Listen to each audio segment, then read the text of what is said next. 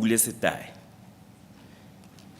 Ke tarafara, ke moramoreheng, ke motlong ya motona. I would like to say that I am from Qwaqwa. And like many people in the room, the rural communities has borrowed us to Gauteng. And when we talk about the role of MISA, somehow I am glad to know how MISA supports what is mainly known as rural communities or rural municipalities. So therefore, if you allow me, Chair, is that I should speak briefly about the view of the National Treasury. I come to this meeting with a clear mind that National Treasury has got a very robust role in terms of ensuring that they keep the purse and they follow the political decisions to be able to implement those priorities as per the political decisions. So I grew up in Ekurhuleni, Vosloorus, which is well known for a couple of things, including the fact that it is hosting us today. Growing up in Vosloorus has taught me a lot of things. I grew up in a section called ghetto. So if we talk about criminality and also the ability to be able to relate with the realities of an urban settlement, I'm quite familiar with that. Minister Godongwane has a bias of infrastructure, and he has not made it a secret.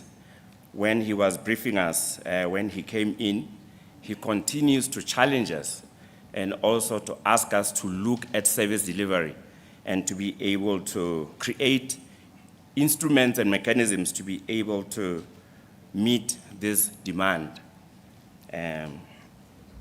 So therefore, I will talk a little bit about what are the sort of instruments that are there and also in terms of what is that we have to look at. So Program Director, the Minister went to a space where he is the DDM national champion in Jokabi last week. And I had a privilege of going with the DM to Ilembe, where he is a national champion. I therefore look at the National Treasury and looking at how our principals are seriously taking the DDM role and being the lead in National Treasury to look at DDM. I'm convinced that the National Treasury has put processes in place to those that are current and institutionalizing going forward, because we do realize there's a gap that National Treasury has in order to meet what the DDM espouses. So therefore, in driving this particular reform, we are working very closely with the stakeholders that are there, the Presidential Steering Committee, also with the IMBIZO that the DG of COCTA usually puts together. So coordination of infrastructure is key to delivery of services, and there is also this innate view, without proper infrastructure, the quality of life is very weak.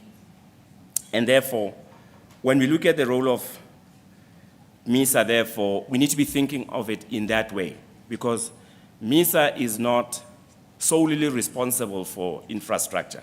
It is an add-on to local government who already needs to have the capacity. And if the capacity is lacking, then MISA is called upon to be able to close that gap.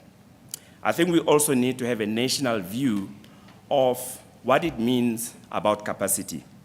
There's a study that the National Treasury has started and has been able to be communicated with various stakeholders.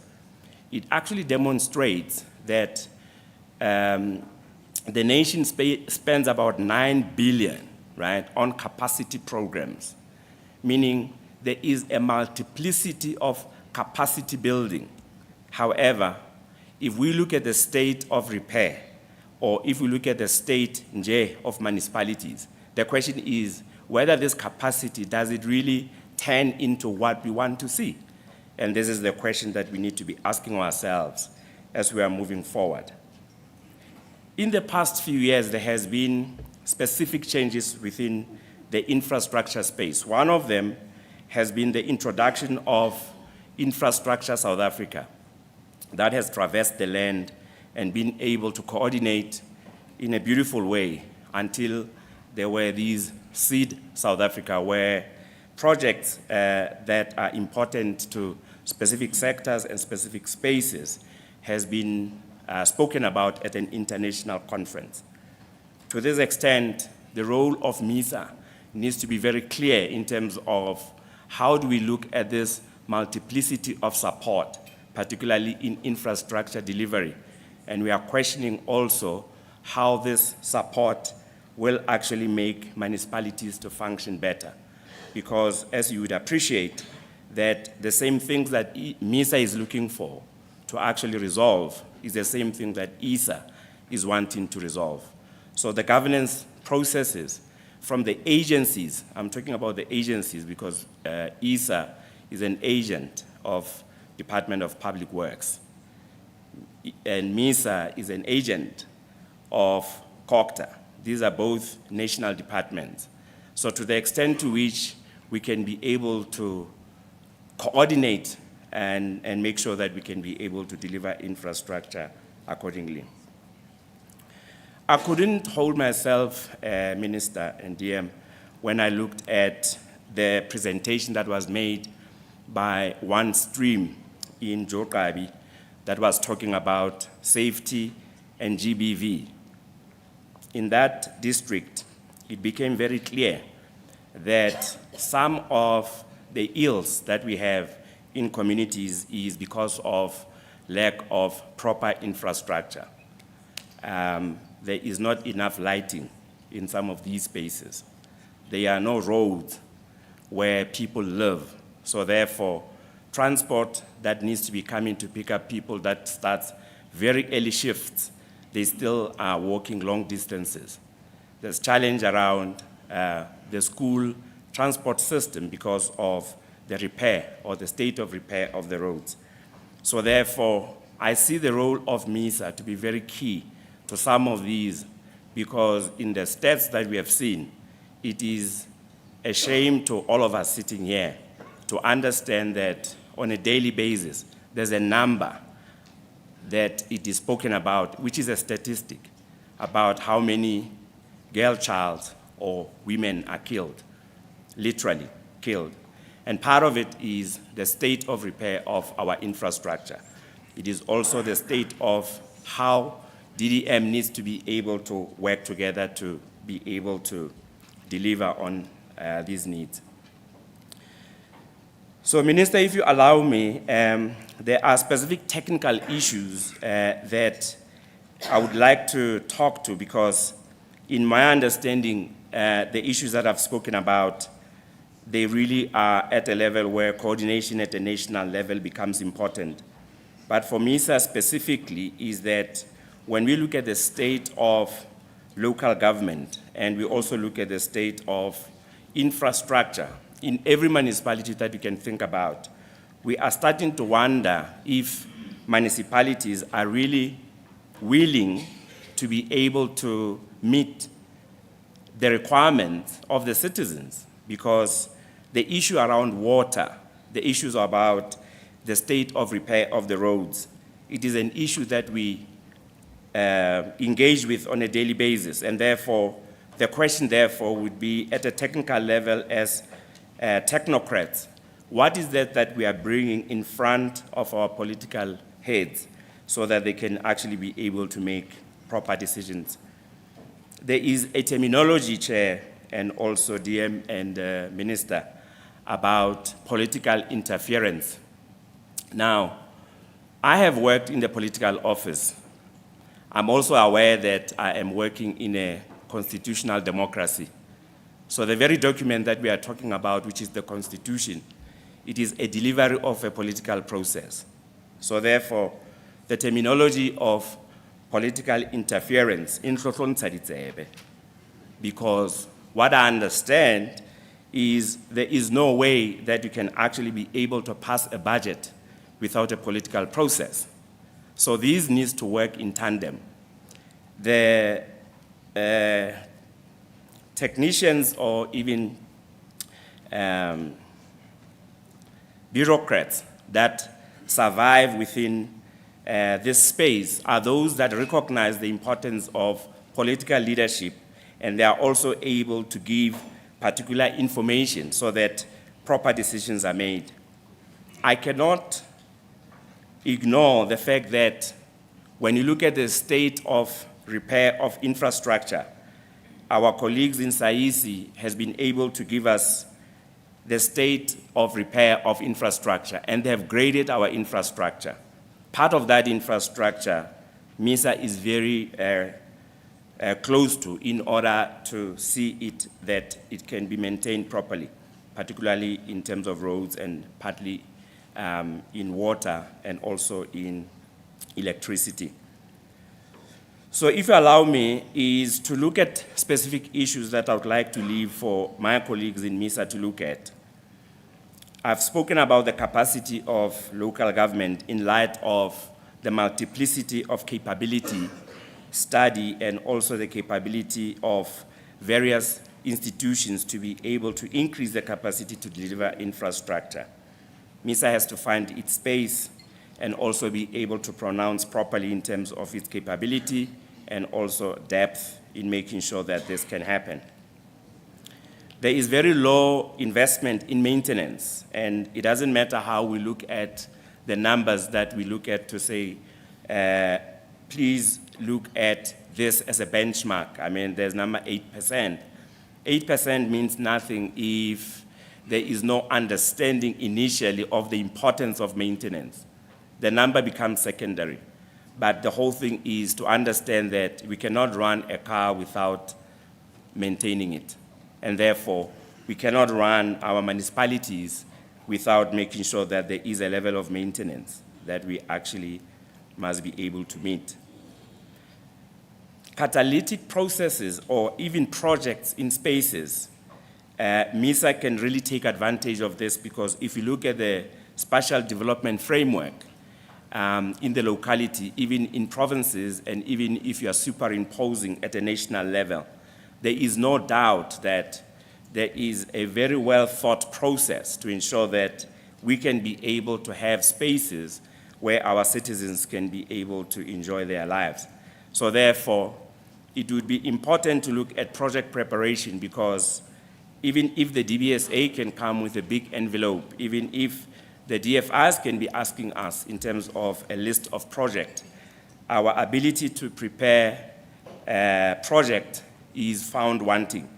And I'm sure MISA can take advantage of this sort of challenge and also to be able to pronounce itself. So therefore, for me, it means there is a big role that MISA can participate in, and also in being part of the DDM processes, particularly in ensuring that the coordination of infrastructure delivery in some of the spaces is actually executed properly. There are projects that at the National Treasury we are looking at, particularly in partnering with MISA. And there is DFIs that are interested in working with us. So I would just like to leave with an understanding that we will not miss the opportunity to work with MISA, particularly in understanding local government infrastructure delivery management processes where there is low capacity municipalities that cannot be able to attract the right technical skills, however expected to actually deliver the same level of service. So therefore, there is an opportunity that we can have to look at these toolkits that allows for ourselves, MISA, and other stakeholders to work together in ensuring a better life for all. I would like to end here, Chair, and also thank you for your ears. Thank you.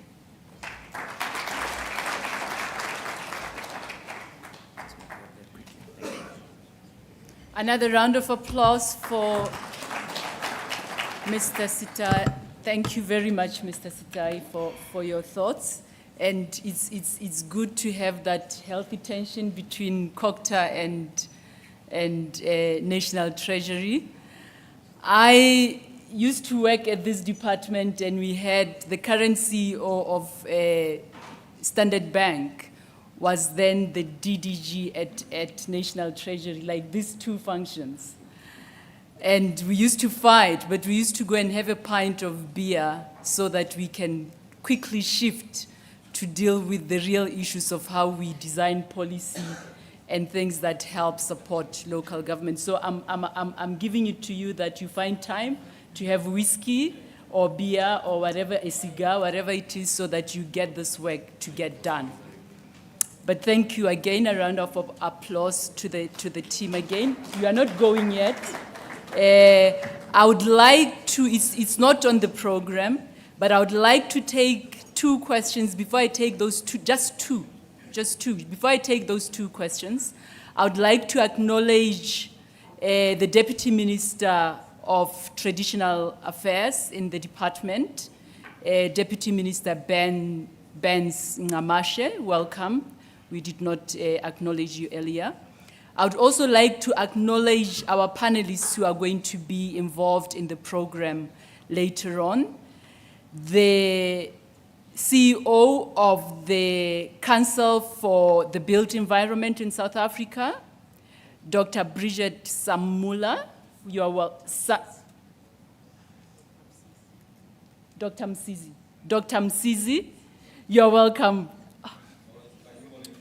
Thank you. The name is Dr. Msizi. You are welcome here. The CEO for the Engineering Council of South Africa is Dr. Samula. You are welcome. I would also like to, we have welcomed the CEO of the DBSA, Ms. Boitumelo Musako. I said to her, she represents us as women.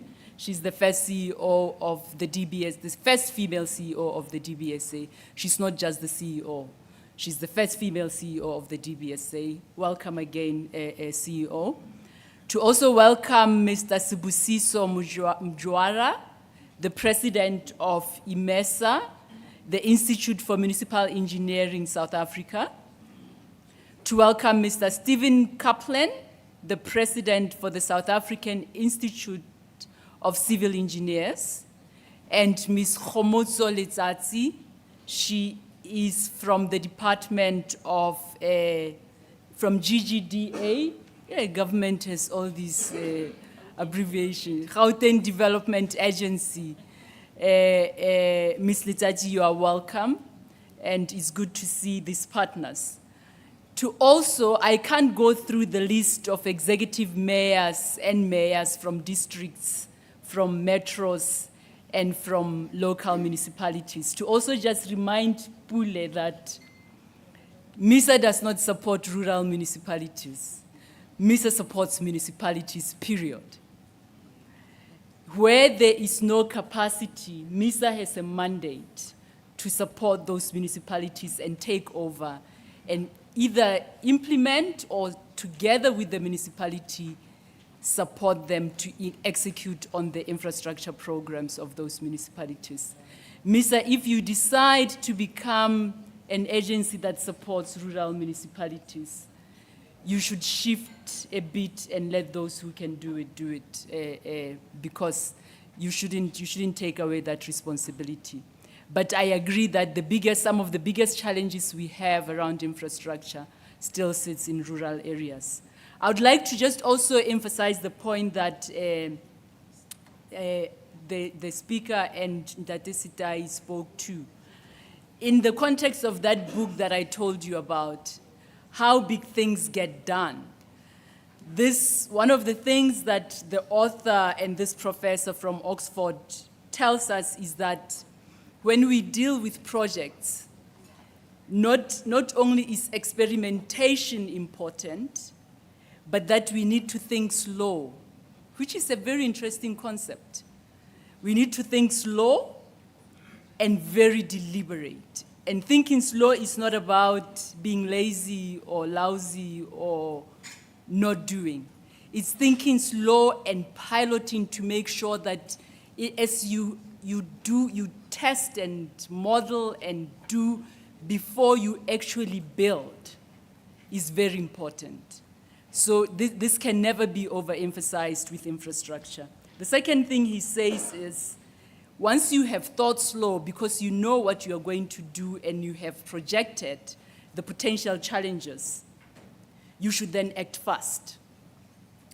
When you act fast after thinking slow, you are also able to ensure that you meet the timelines, you meet the budget, you get the benefits, both societal benefits, economic benefits, and environmental benefits. So I'm going to stop there, and I'm going to take those two questions. Two, not a speech, a question. One from this side and one from that side. I will say this side has been represented by the 6 members who spoke this morning on the panel. So one question, a brief question. If you don't have it, please don't, if it's not a question, don't ask it. You have a question? I'm going to ask a question. Turnaround in local government is not happening, in part because National Treasury and COGTA are not using the legislated instruments. Why? What can be done differently after 10 years of MISA, both from the perspective of Treasury and from MISA, that can help municipal turnaround, particularly where infrastructure delivery is concerned, to happen in the way that it should? 1 minute each, and then you'll be excused from the podium.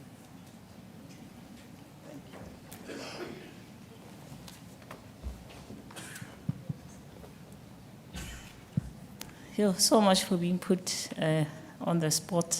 I think the one thing that Shiva can say is actually hindering us from fulfilling our obligations is the very legislation that we have crafted.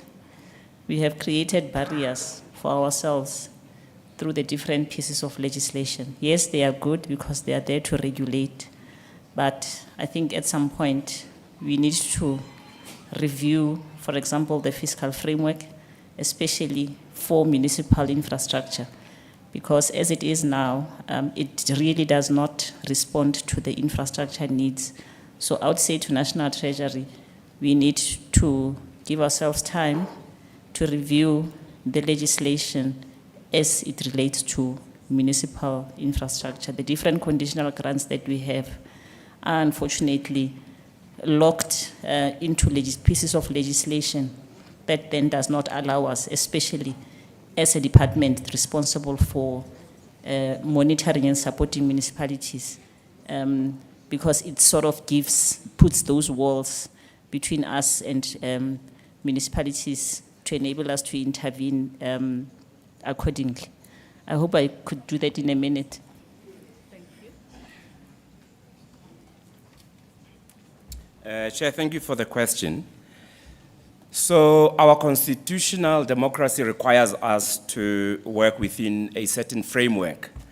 Because of the powers and functions, there is a responsibility that each of these stakeholders has in law. Therefore, we need to use the law so that we can actually be able to deliver on these challenges.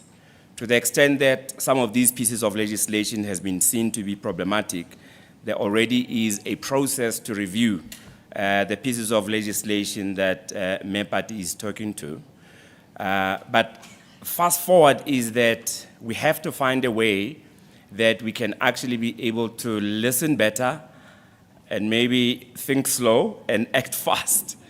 2 things specifically is that our political decision-making processes has given the National Treasury a budget to implement. It is in the execution of the delivery of this where each of the sector departments, led by their own national policies, needs to come together under the DDM. And therefore, the collaborative efforts that the DDM espouses can actually give us a lot. Thanks. Thank you very much. A round of applause to our panelists as they leave. Thank you very much. I'm going to call the next set of, we are moving on to the next set of the session to have panel discussions. And the first discussion will be facilitated by the Acting Director General of the Department of Cooperative Governance, Mr. Sicelo Duma. May I request that Mr. Sicelo Duma comes to the front, please?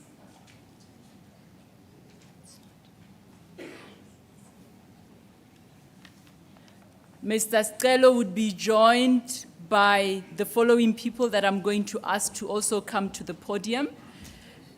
The Deputy Minister, Mr. Pakstau, the Executive Mayor of Nkangala District Municipality, Councillor T.D. Ngwenya, the Chairperson of the Select Committee on Cooperative Governance and Traditional Affairs, Honorable China Dodovu, the Executive Mayor of Mwate Local Municipality, Councillor Victoria DBM Tomben. May I request those people to please come to the front, and may I also request the facilitator to come to the front. I didn't see you. I'm going to hand over the reins to the acting DG, and he will introduce himself. Acting DG, may I request that you introduce yourself? Thank you very much. Thank you, Program Director. Good afternoon. I think it's afternoon already, almost, to the Minister, the Deputy Ministers in our midst, the Chairperson of the House of Traditional and Khoisan Leaders, the MECs who are present here, special mention MEC Stolem Loi, my MEC. When I last met her, she asked me, Minister, why did I leave before she came? And I said I didn't know she was coming. To the President of SALGA, the executive mayors and other mayors who are here, the DGs, the DDGs, the HODs, the CEO of SALGA, CEO of MISA, and other CEOs, and colleagues, ladies and gentlemen, my name is Sicelo Duma. I'm the DDG for local government operations and support at COCTA. I'm going to take you through this quick session. On my list, I have 4 panel members, but I see 3. There she comes.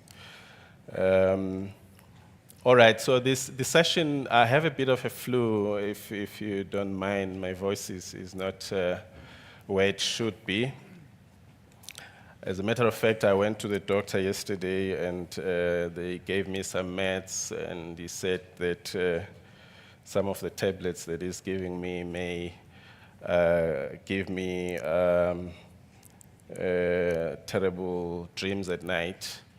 So I dreamt I had died, and it was 2005 when Michael Jackson had died as well.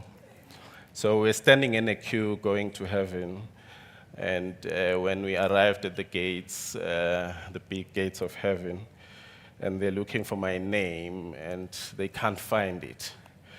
And Simon Petro comes to me and says, what did you do, son? I said, I worked for COCTA.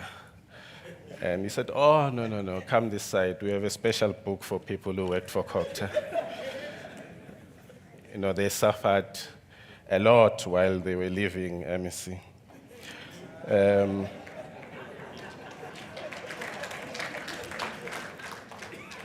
Okay, the panel I'm presenting to you is not engineers. They are not engineers. This house is full of engineers. That is why the discussions have been serious, MEC, and you can see that it's as if we are constructing something. But I'm presenting to you political economists. I'm a political economist myself.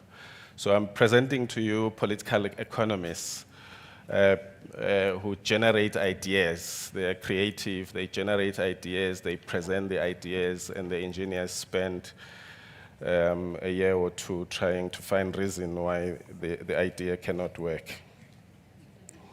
So this is the panel I'm presenting to you. I'm going to invite them because they are going to be giving us a political perspective on the role of MISA. And I'm going to invite them one by one. Because we've run out of time, I'll give them 5 minutes each to talk to us about a few issues. We have indicated to them what those issues are.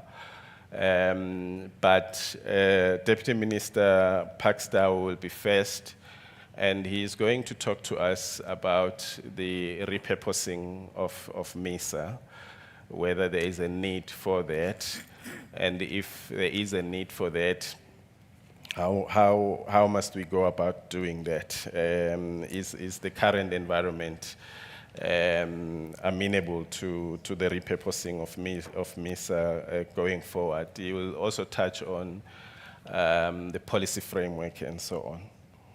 And then he will be followed by the Executive Mayor Ngwenya. Executive Mayor Ngwenya is going to talk about the demand for MISA services. Is there demand?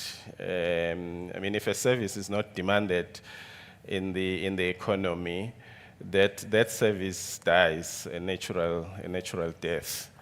So, is there a demand for the services of MISA in the current context?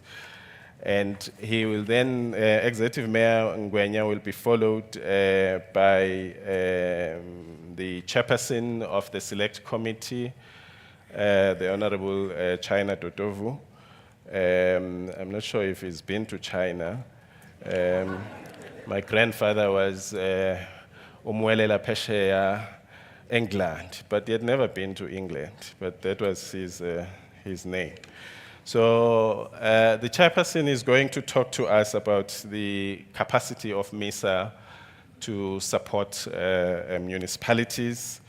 And lastly, Executive Mayor BM Tombeni will talk to us about the receptiveness of MISA support, because kufana nokushela intombi ungayishela nje unyaka wonke, but uma ingakufuna ayikufuni.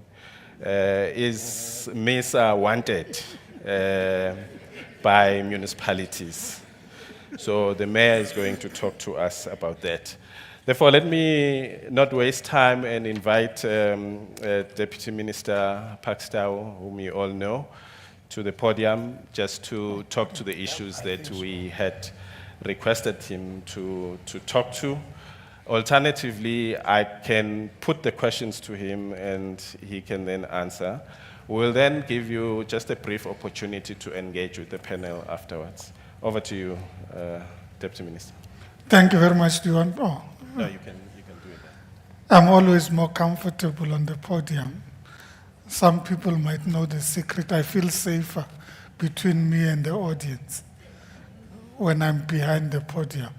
So I'm not the sort of priest that moves from the pulpit. Well, it's an ambition to be a priest. Thank you, Program Director and Facilitator. Firstly, I think that we should not discard the role that MISA currently plays, even as we think about an enhanced role for the future. We need to acknowledge that some of the current needs remain.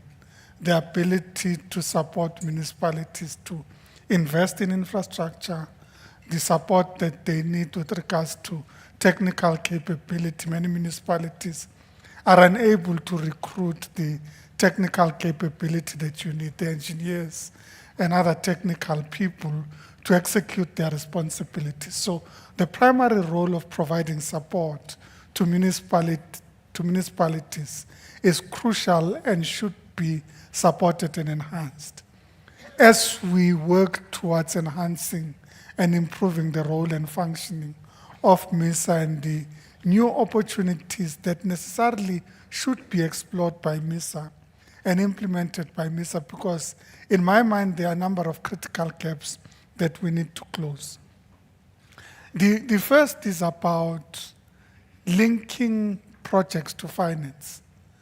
Now, many technical people always say, particularly in the development finance institutions, there isn't a lack of money.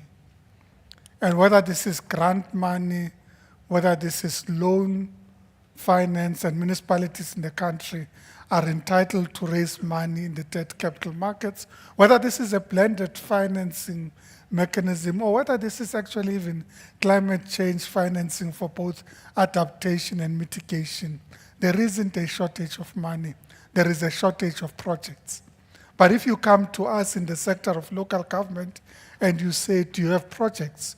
We can list the number of projects out there, because these are based on needs. People don't have access to water, they don't have access to electricity, they require sanitation, our roads and so on need investment, repairs and maintenance. So what is the problem?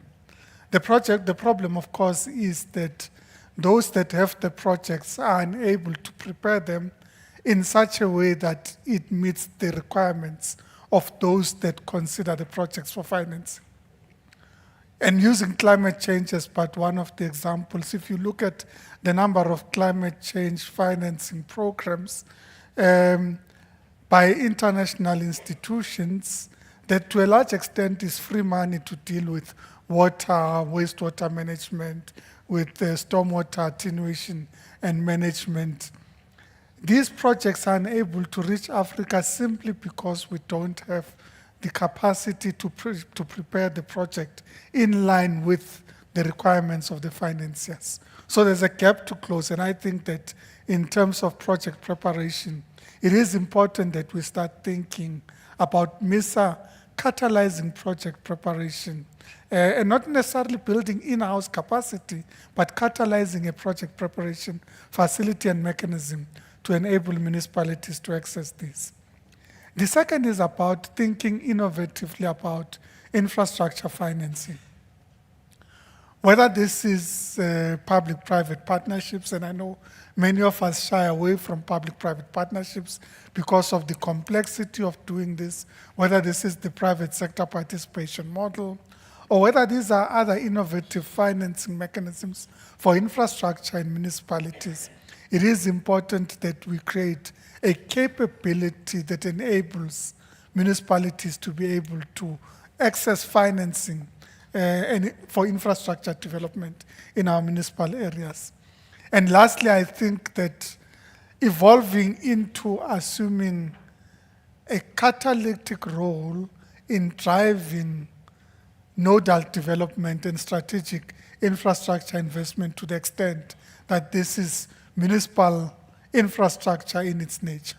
So whilst Infrastructure South Africa plays a crucial role in driving the bulk infrastructure initiatives and critical infrastructure for the country and priority infrastructure investments, there remains a crucial role that municipalities play. So for you to establish any township, for you to establish any city, you need to ensure access to a reservoir to supply water.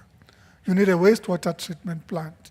You need electricity reticulation mechanism. So you need to have transmission lines, distribution lines, and so on. So the municipality plays a critical role in enabling that. And I think if MISA kind of assumes that responsibility and says, yes, we are addressing issues of the here and now.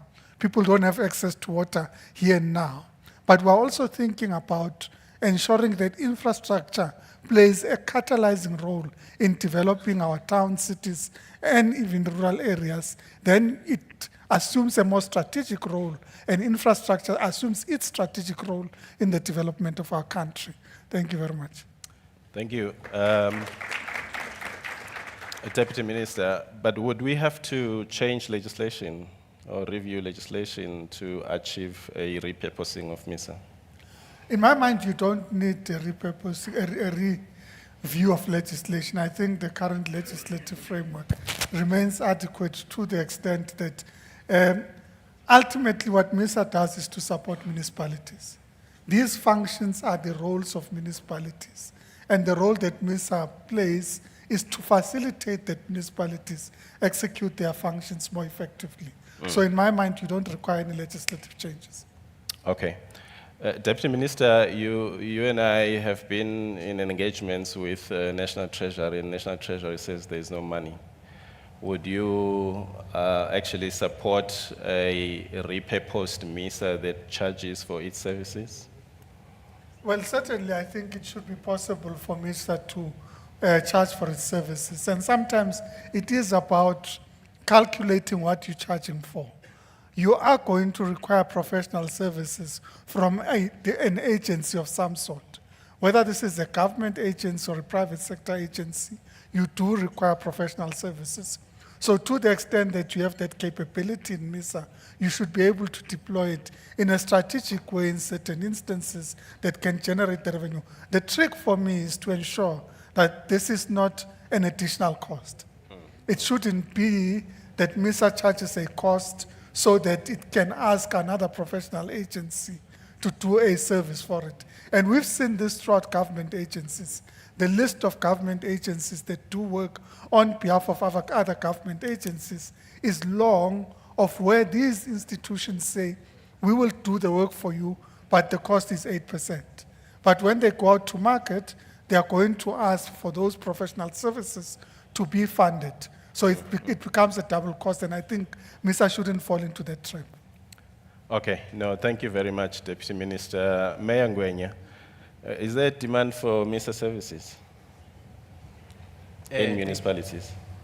Thank you so much, Chairperson, and also recognize the presence of the Minister, the Deputy Ministers, Mahoshi, and all dignitaries who are present here, the executive mayors. Chairperson, I think it is important that we emphasize the point that MISA is part of government.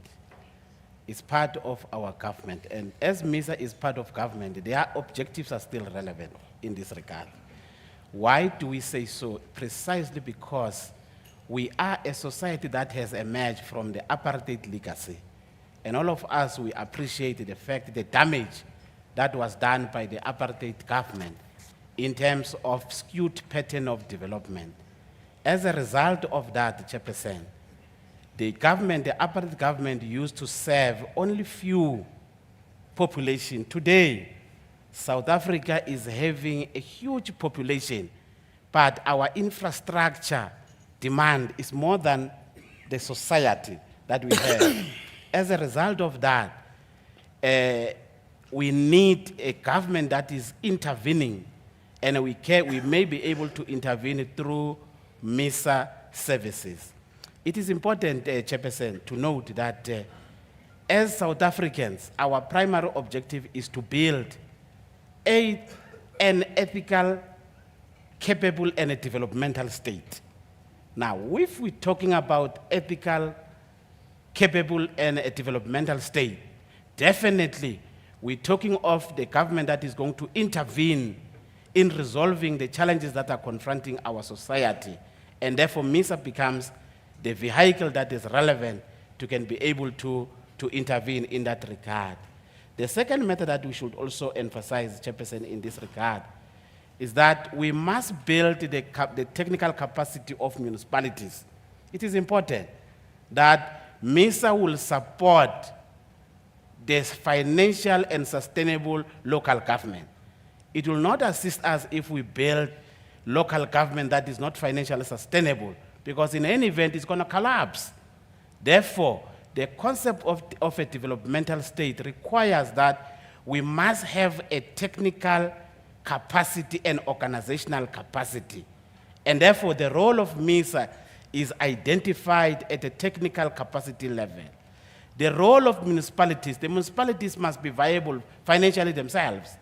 And of course, for them to be financially viable, it is our responsibility to assist them to become financially viable in terms of generating their own income so that they are able to implement their own capital project. We shouldn't rely on only on MISA as municipalities, but we must be having a capacity as municipalities so that we are able to implement our own capital infrastructure project.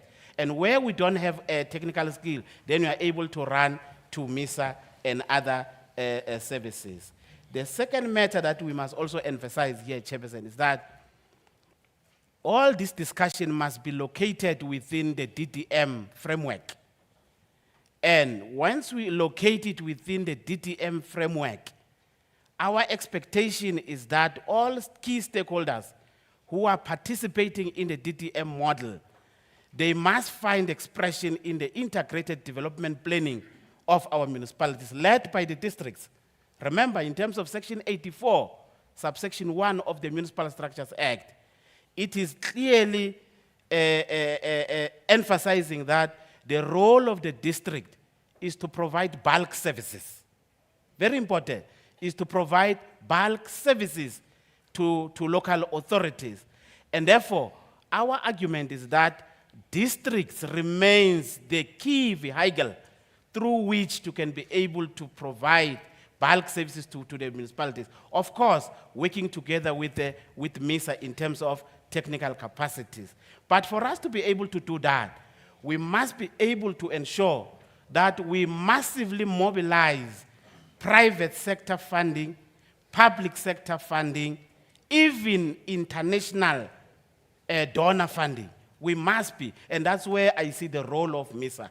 I see MISA playing that critical role of trying to mobilize the international donor funding as well as the private sector funding. Secondly, I see the role of COCTA here being that we're still having what we call DMRE, for example.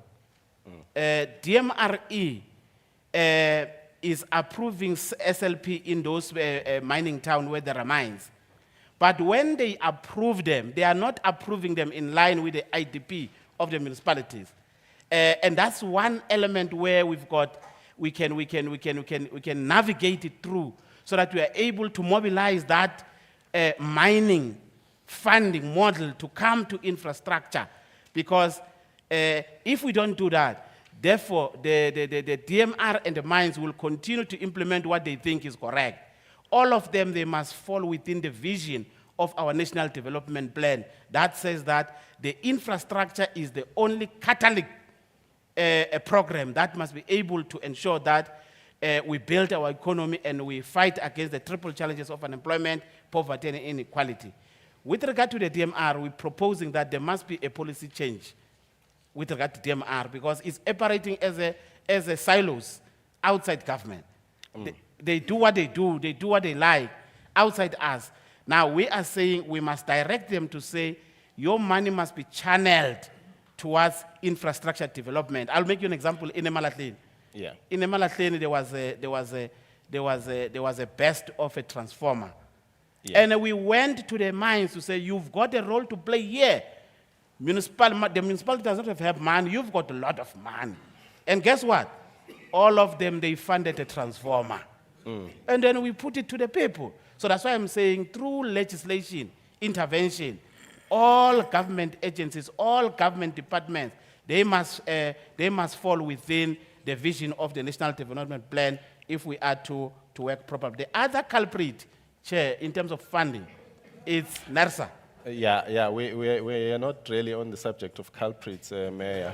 But what you are saying is that MISA has a role in facilitating that funding. Yes. And channeling it to municipalities. Yes. So that municipalities can address their infrastructure challenges. Correct. That is what you're saying. Correct. In a nutshell. Mayor, I'm going to stop you there because we've run out of time. Chairperson, Honorable China Dodovu, you first have to tell us whether you've been to China and what did you do when you got to China. in your understanding, you are based in Parliament, and your work is largely there. In your understanding of MISA, and I think that MISA through COCTA does account to Parliament, as parliamentarians, do you see MISA having capacity, the requisite capacity to support municipalities? In the first instance, Chair, let me appreciate the fact that we have been invited to be part of this momentous occasion to mark the 10-year anniversary of MISA.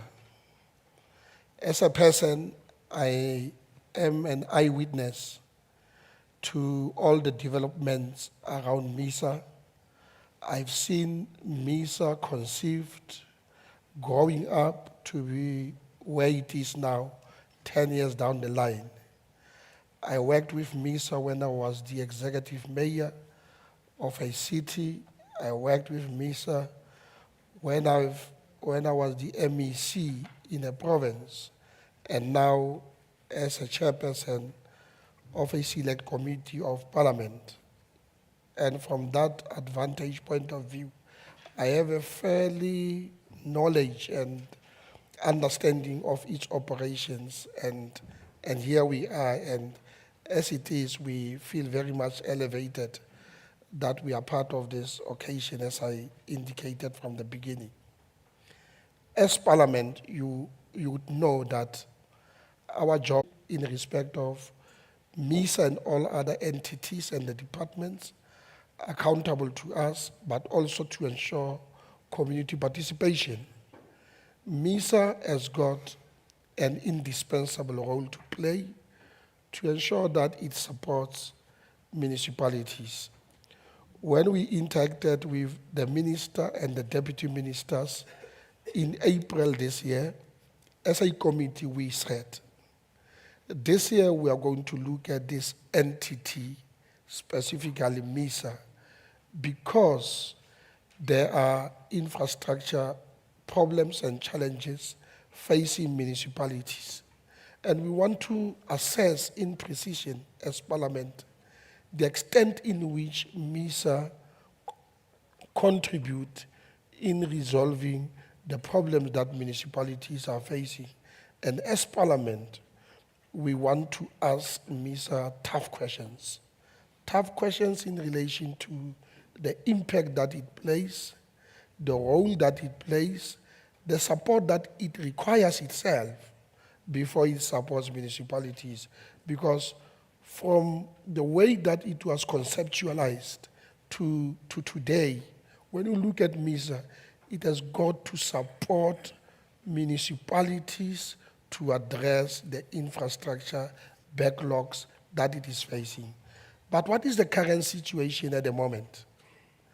There are sewer spillages, projects are delayed in terms of their implementation, monies are redirected, not spent for the purposes intended. All those infrastructure-related problems at municipalities. And where do you place MISA? How do you position it in a way that it will make a massive contribution in helping municipalities? And for me, this is what we need to talk about. If we oversee them, this is what we want to measure them, to say at the end of the day, let MISA achieve the objectives intended. And our view is that just as an institution, it is important. It is very key. On its functionality and operation, this is something that we need to really assess objectively, and where there are deficiencies and bottlenecks, let us resolve them so that it works for the common good of ensuring that infrastructure is developed, is maintained, is sustained. Just on your question, Honorable Chairperson, there is a difficulty in respect of infrastructure in the municipalities. In terms of the national norm and standard, we all know that municipalities have got to spend at least 8% of their budget in respect of maintenance and repairs. In terms of infrastructure development in terms of that particular area. Many municipalities are not doing that. And what is the negative consequence of that? There is infrastructure neglect, there is no proper maintenance, there are pipe bursts, and all of that. And this is something that we must elevate to ensure that at the end of the day, we succeed in our endeavors. But we are happy that as government, we have such a body like MISA that must be supported and be strengthened as it moves forward beyond the 10 years where we are to achieve its own objectives. Thank you. Thank you, sir. Did you hear what the chairperson said? He said, Honorable Chairperson. So I thought you didn't get that part. Chair, you are in the NCOP. What do you think would be the role of provinces in supporting both MISA and municipalities to resolve these persistent challenges? It is very important. Remember, in the first instance, why the NCOP? The NCOP, its main purpose is to ensure that the provincial interests are taken into account in the national sphere. That is what the NCOP does, different from the National Assembly. It means our work in the first instance is to ensure that we take issues of the province and place them at the national agenda, which is quite important. And it therefore follows that provinces themselves have got a massive role to play to ensure that they coordinate, they collaborate, and they work with MISA to achieve their own intended objectives. And as I understand the program itself, and I want to briefly speak about that, one of the speakers here is going to talk about whether MISA is acceptable at municipalities or not. For me, sitting here, this is the main challenge. We work with municipalities. We visit municipalities in terms of our oversight function. We see what is happening. Municipalities need MISA like never before, but there is a resistance. And because of obvious reasons that we all know, that if MISA comes in, MISA wants to ensure that everything is streamlined, it is done above board, it is done properly, something that it is not happening in many municipalities. And that is why there is some resistance in terms of allowing MISA or ensuring that MISA support these particular municipalities. And therefore, provincial governments have got that important role to play to ensure that where there are no good relationships, they facilitate them, because if MISA is there, with all the professionals that it sends to municipalities, with all the technical expertise which are required by the municipalities, I think, in my respective view, this will go a long way in terms of alleviating the problems that we have at the moment. And as I indicated, we know and we can see what could be the reasons why there is some resistance by other municipalities to accept MISA, and in order for it to perform its functions. And therefore, the provinces must address that. As you land, Chair, because I think you are now encroaching on Mayor Mtombeni's area there. But thank you very much. Mayor, you are the only lady in front here. Okay. And you are going to speak on the subject of love. Is there love between municipalities and MISA?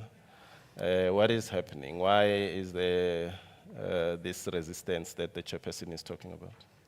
Okay, thank you very much for the opportunity, especially as the only young female that's sitting in front in the panels. So you're not only female, but you are young as well. Yes, I'm young. So, thank you very much. And I would just like to greet the minister and the deputy ministers, our traditional leaders, and all protocol observed. The love and hate relationship between MISA and the municipalities. I, for one, would say, the question asked that you posed to me, Chair, was to say that, do we appreciate MISA as municipalities? I think the question should have been vice versa. MISA, do you appreciate municipalities? Because the role of us as municipalities having MISA in our institutions, I think the Honorable Chair said is more important. There is a need for MISA in our municipalities. And the reason why I raised this is that I come from a municipality that is well known for the challenges that we are currently facing, consistently on the spotlight in terms of service delivery issues that are there. The issues of infrastructure, the issues of our communities not being able to have water, sanitation being a problem. Now, you have had MISA in an institution since 2019, and those challenges are still there. But in the short period of time that I have been in this position and being able to meet up with MISA, I appreciate the relationship on the basis that finally MISA is able to do the work that they're supposed to do. And I want to change the narrative to say that municipalities are supposed to spend. And if MISA comes on a support basis to municipalities, there must also be a value for money when you spend. Now, the issue is that if we close out MISA from this space, it means MISA is unable to verify whether there is value for money in our projects. Now, you find that municipalities get to a point of being at 85%, 90%, but when you go back to the projects, they are white elephants. The question is that who did the verification?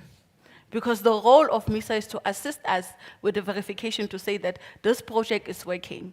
Now, if you are a municipality that is appreciative of MISA and MISA says to you, your project, you cannot spend or you cannot pay this service provider on the basis that they are not performing, it is important for municipalities to listen and not pay that service provider. And for the short period of time that we have met MISA, we have went to that space where we realized that it's now about value for money because the backlogs that we're having in our municipalities, it has been precisely on the issue of that we do not want what MISA comes with because we want to go our own direction.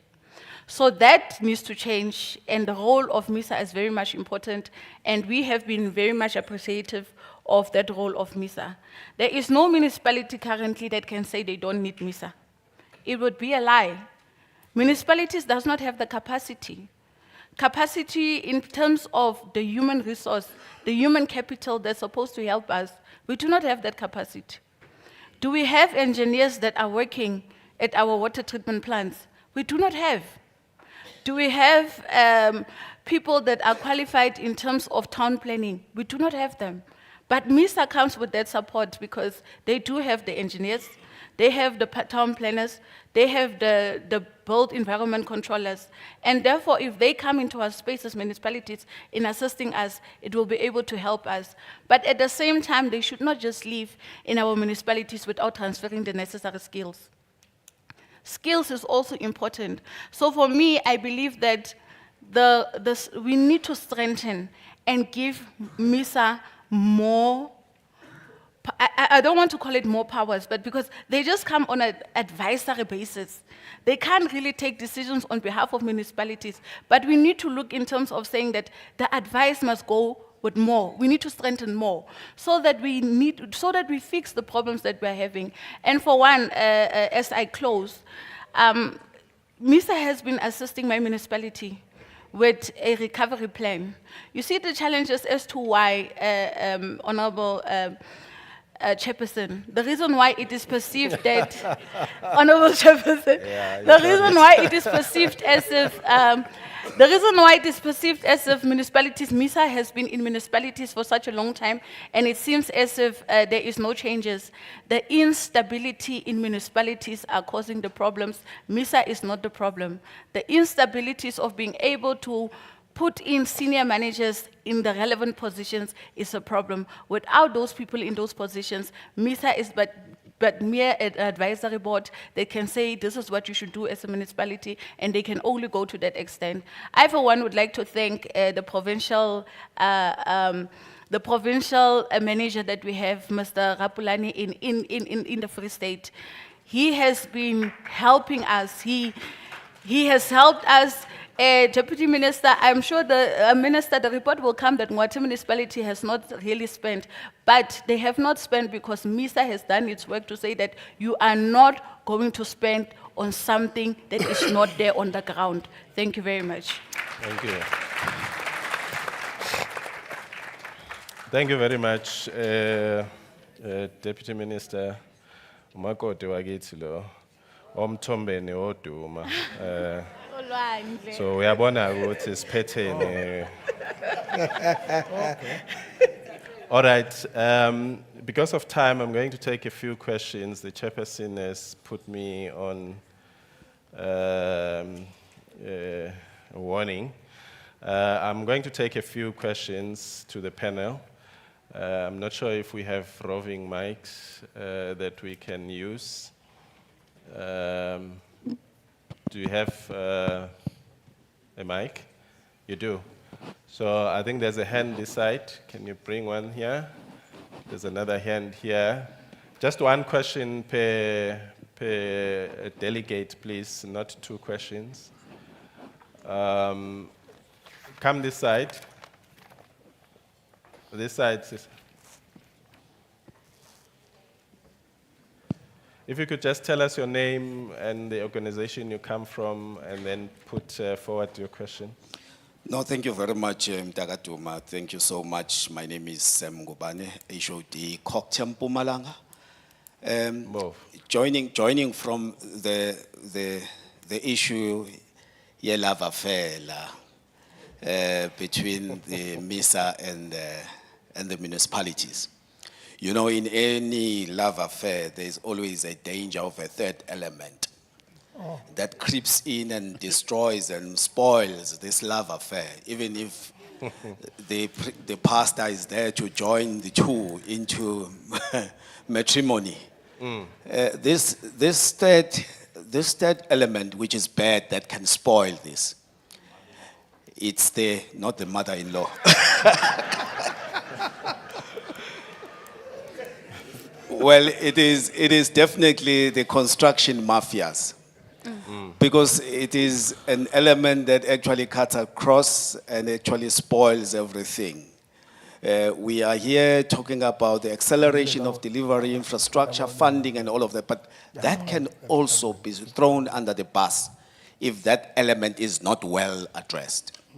So I'm just asking Kubanda Badala in front there, the leadership, what sort of thought-provoking guidance that you can provide in terms of interventions or any solutions that can address this issue? Because it is one element that is risking the acceleration and the delivery, and we end up pinpointing one another when this is not well addressed. Thank you, Mo.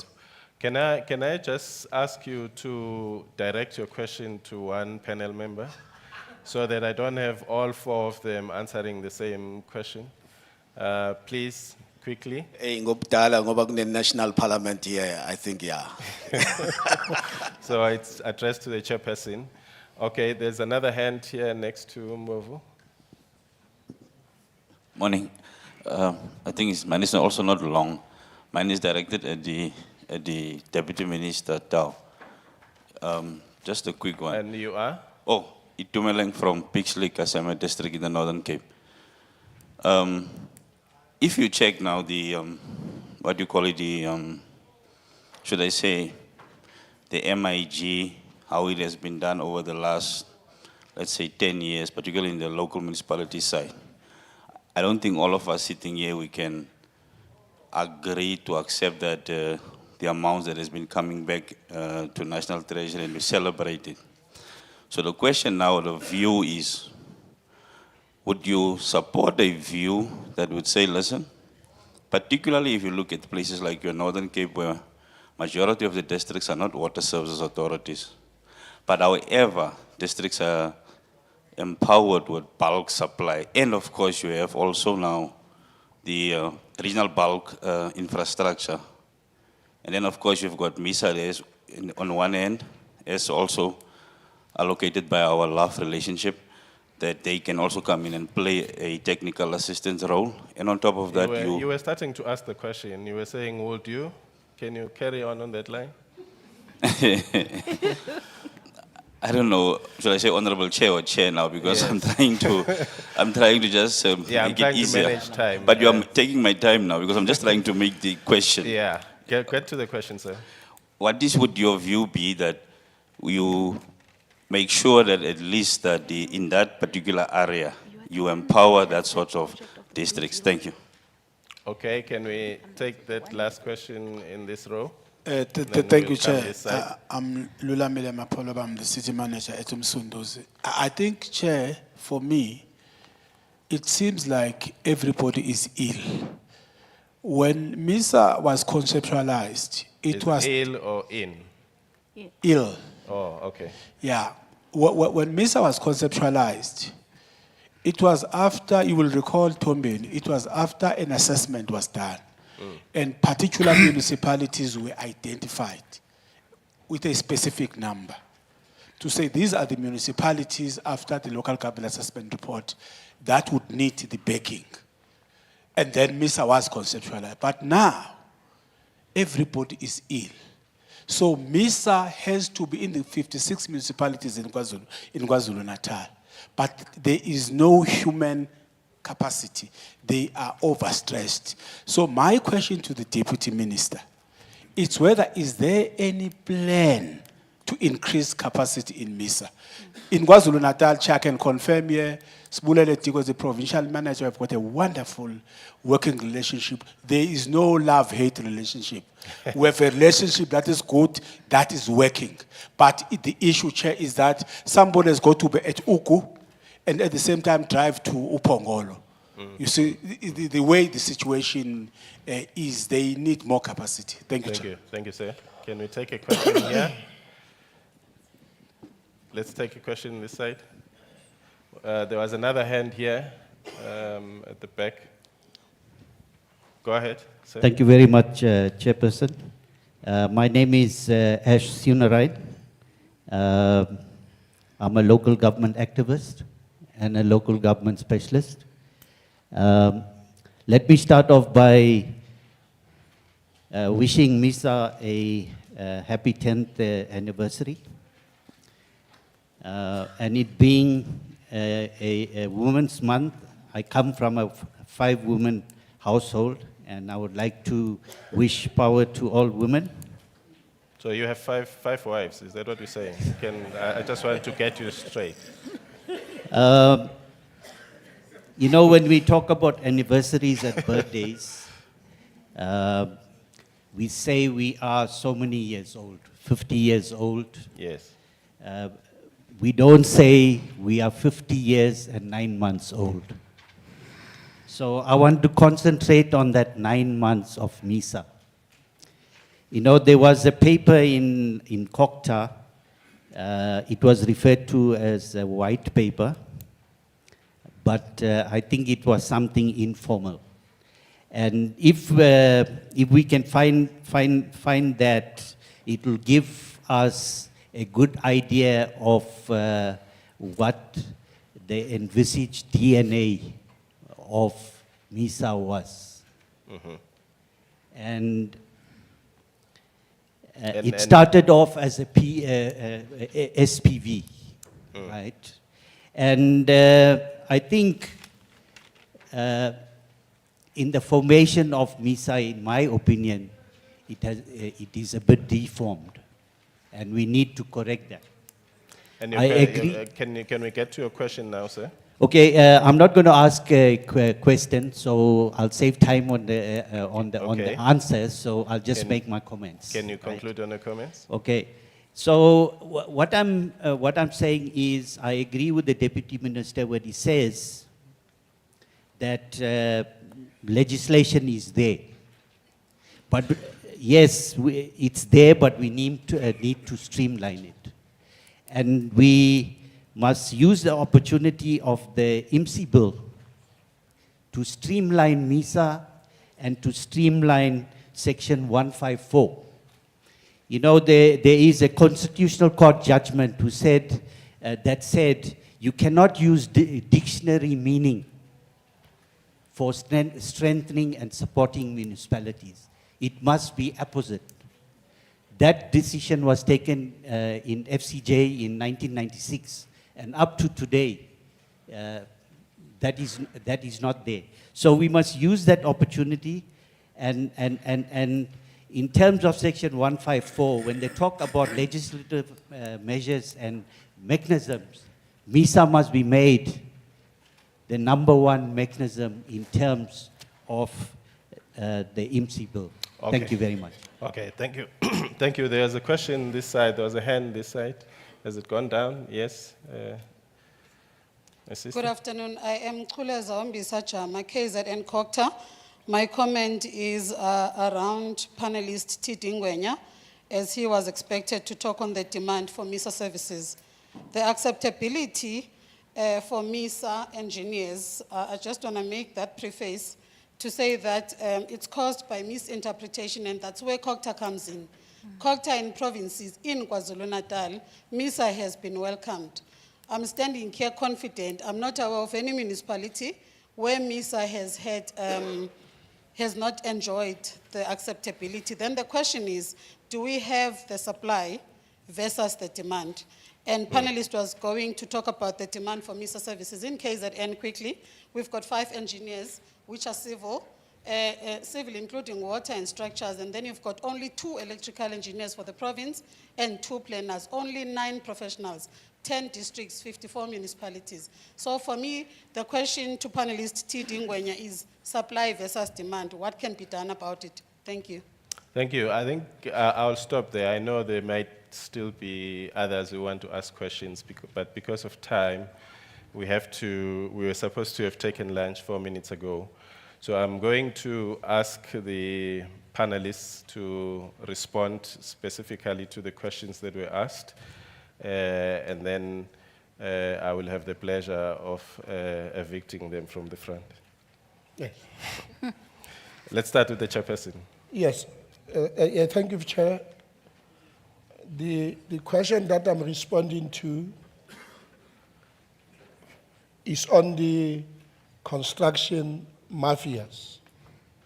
I think in the first instance, we must call them who they are. These are gangs, these are criminals who have invaded the construction sites. And in some instances, they do so not only in underhand ways, but they are supported by some people who have their own nefarious agendas. And therefore, they must be kicked out. The construction mafias do not have the experience of construction and building industry. They are not engineers, they are not planners, they are not contractors. These are people who, under the gaze of radical economic transformation and local business forums, are invading the sites. And therefore, they need a concomitant action that is going to repel them from what they are doing. And in my view, there is a need that the municipalities and the provinces must work very closely with the police. Actually, there must be a special task force that we propose of the police that just deals with the construction mafias, because they delay projects. Where projects are, they stall, they get delayed, they are not getting completed. And in some instances, if they take place, they show the workmanship that must be avoided. And for me, we need a vehement action that must be taken against construction mafias, period. Thank you, Chair. Thank you, Chair. Deputy Minister. Thank you. Am I audible? Thank you, Honorable Chair. So do we have appetite to enable districts to become water services authority in instances where they are not? I think there are 2 legs to answer that question.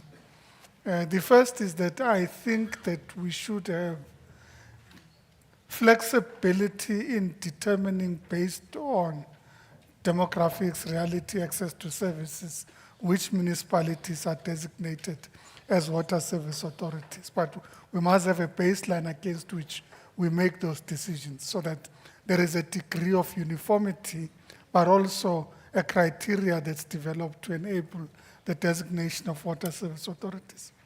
But should we declare water services authorities to ensure the sustainability of districts is where I think we would want to have a much broader conversation, which broader conversation is the viability of municipalities based on the current fiscal architecture. And our contention is that we need to revise the fiscal architecture in relation to local government so that we create municipalities that in the first instance are financially viable. As a starting point, they must be financially viable. And then we work from there. We can't retrofit services to ensure that they become viable. We need to ensure that they are viable and then ensure that the allocation of responsibility is responsive to the reality of what they do on the ground. So that would be the sort of approach that we would advocate for, or rather are advocating for. Do we plan to increase capacity in MISA? I should say that capacity is continuously being improved and increased in MISA. However, that is constrained by the fiscal reality because it is dependent on the amount of money we get from the fiscus and what we can deploy in MISA. So yes, we will continue to increase capacity in MISA to the extent that the fiscus allows. But I think that we, particularly working with MISA in our municipalities, need to take advantage of the opportunities the law provides to ensure that we increase our own capability to be able to execute some of these responsibilities. So if you read the Municipal Infrastructure Grant Framework very carefully, it actually is the most flexible conditional grant. And we're not taking full advantage of that. The first is that it doesn't prescribe which infrastructure services the municipality should invest in. So we don't come and say, do water, do electricity, do roads. The municipality, in consultation with stakeholders, makes a determination of where to take the money. But the framework also provides that you can make provision for capacity, so you could be able to procure capacity to be able to invest in services. So there's an opportunity that you can leverage from the grant to build or to create that level of capacity to support, for example, professional services in relation to particular projects. The framework also provides that you could make provision for repairs and maintenance. You could make provision for recapitalization of aging infrastructure. So to the extent that a municipality is able to sit and MISA provides that support and says, based on our needs and challenges, where do we need to intervene? Why is it that municipalities send money back to the fiscus on the basis that they don't have technical capability when the grant that you have received enables you to procure that level of technical capability? So it's about applying what the grant provisions are to ensure that you're able to also build internal capacity progressively and leverage off the framework itself. Thank you very much. Thank you, Deputy Minister. Mayor, I'm going to give you a minute or two, please. Thank you so much. I think in terms of the supply and the demand, I think it will be important that we emphasize on the appointment of engineers who meet the extra requirement, so that we don't put a burden on MISA, but municipalities by themselves, they are responsible to can be able to discharge that responsibility. Secondly, we must also strengthen the capacity of district municipalities so that working together with MISA, they are able to intervene and assist our local municipalities that are struggling from time to time. Thank you, Chair. Thank you very much to the panel members. It all comes down to supply and demand. If municipalities supply more failures, the demand for MISA grows. So I think that's what the mayor is saying in a nutshell. And so if you fail, MISA is growing. All right, thank you very much to the panel. You are excused. I'm going to invite the chairperson proper to come and tell us where to find lunch. Chairperson, over to you. Thank you. Thank you for the facts. Thank you, sir.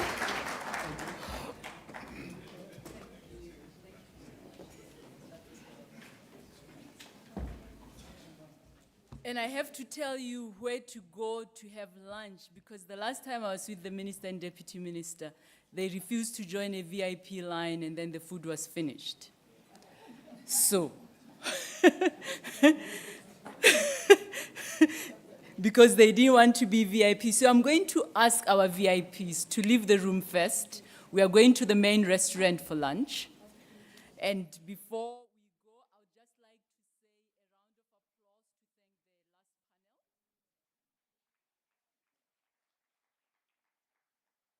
to thank the last panel. I think it was a very insightful panel in terms of where we are going, and I don't want to sit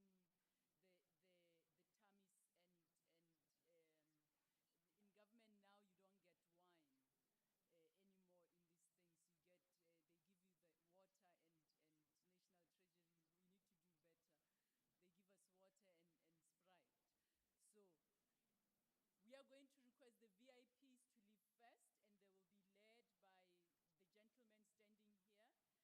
We need to do better. They give us water and Sprite. So we are going to request the VIPs to leave first, and they will be led by the gentleman standing here. If you are a VIP, if you are the minister, deputy minister, you have a D, honorable council, something like that, or CEO, or chairperson, or president. That's VIP. Us, we wait, right? If your name doesn't start with those, we wait first, and then everybody, and then we will go to the other side, to the restaurant where we'll also join the dignitaries for lunch and dinner.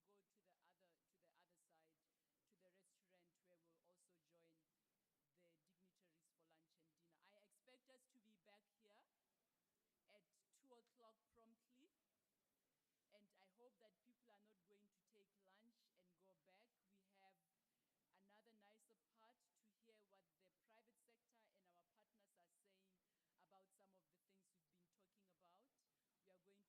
for the sessions to finish. We are going to try and push it so that even at the latest, we finish at 4:30 as it is planned.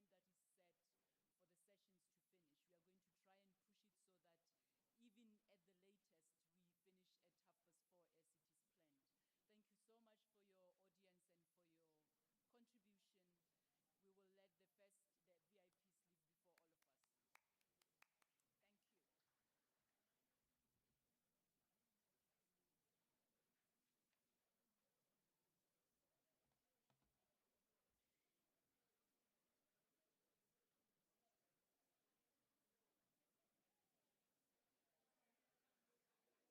Thank you. May I also request the panelists, if you can be back in the room before 5 minutes before the session starts, so that we can prepare for the next session. They say 5 to 10 minutes. The organizers say if you can be here 5 to 10 minutes before 2 o'clock, please. Thank you.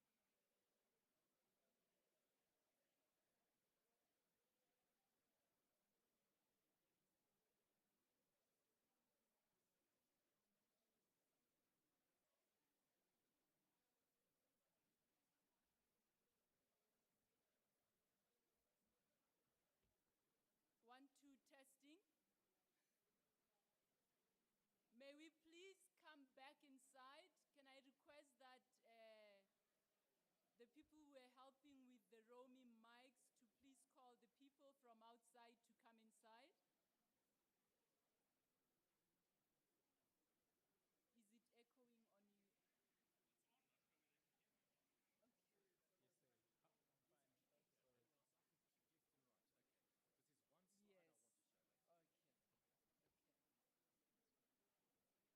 Okay. Please, let's come back inside and start promptly at 2 o'clock. This? Yeah, it does.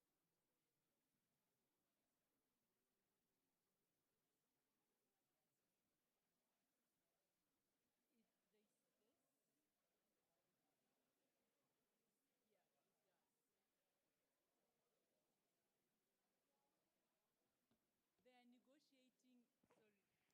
2 minutes. Five,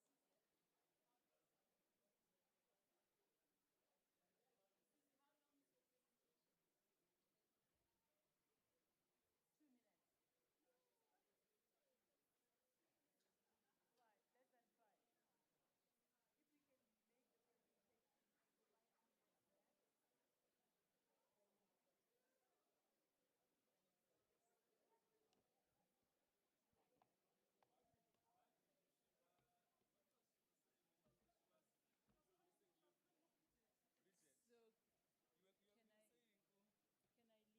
can I leave you to introduce your panelists? yeah. And Okay, colleagues, let's start. It's 2 o'clock already. Can I please, let me utilize my spectacles.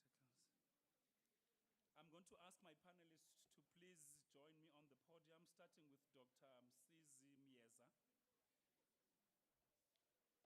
followed by Mr. Sibusiso Mjwaha of MISA,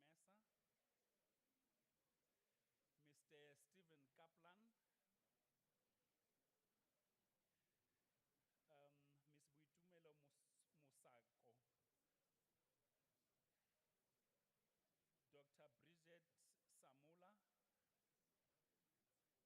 Bridget is not here? Okay. Mr. Martin Lewis, and my co-facilitator, Khomotso Letsatsi. Thank you very much. I am under very strict instructions. I am under very strict instructions to finish this session no later than 3:30. And as I indicated, colleagues, I am co-facilitating here with Ms. Khomotso Letsatsi. My name is Sithole Mbanga from the South African Local Government Association, SALGA. The session we are facilitating focuses on improving the state of municipal infrastructure and refocusing the role of MISA. And that is all intended to give advice to MISA from a private or a non-government sector perspective. I think let's give a round of applause to our panelists, please, just to welcome them. And can I please also ask the Secretariat outside to please encourage people to come through to the session. Thank you very much. There are 4 people here that have prepared presentations, and I think I would want to get them to be the last people to speak. So I'm going to change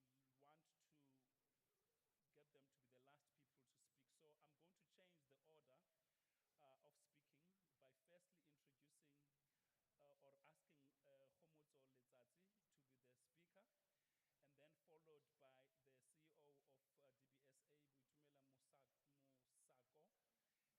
Dr. Bridget is not here.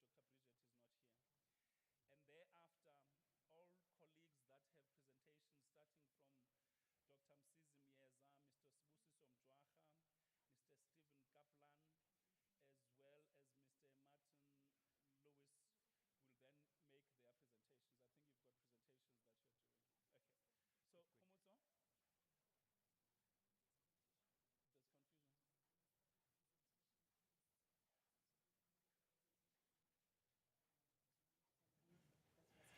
Okay, no, so we will start with Khomotso. So we will start with those people that do not have presentations. And I'm saying this because ultimately Khomotso will co-facilitate with me towards the end. Okay, thank you. There's only 2 people that have not prepared presentations anyway. Thank you. Yeah, it's on. You don't have to go to the podium, no. Thank you very much, Chair, and good afternoon to all the mayors, the speakers in the House, ministers, deputy ministers, local government practitioners, and all protocol observed. My name is Kumocho Letsatsi, and I see myself as a local government practitioner. It keeps following me every time. Wherever I go, I get pulled back for my sins. But currently, I'm with the Gauteng Growth and Development Agency. I head up the Lanseria Smart City SPV, and mine varies just to provide some just highlights in terms of where we've been, and maybe also just trying to, Chair, make sure that we come with specific resolutions out of this engagement so that MISA would then know what to do and how to respond to our expectations from the other side. So it's nice to be on the other side, DM. So Patty has got her work cut out for her. But maybe just given my experience and my input, and I'll start from local government and planning, having been in finance, I've always been in the value chain of buying and selling money, fortunately. So I know what investors will look for when they look for project, and I also know how hard it is to sell a municipality that's probably not credit worthy.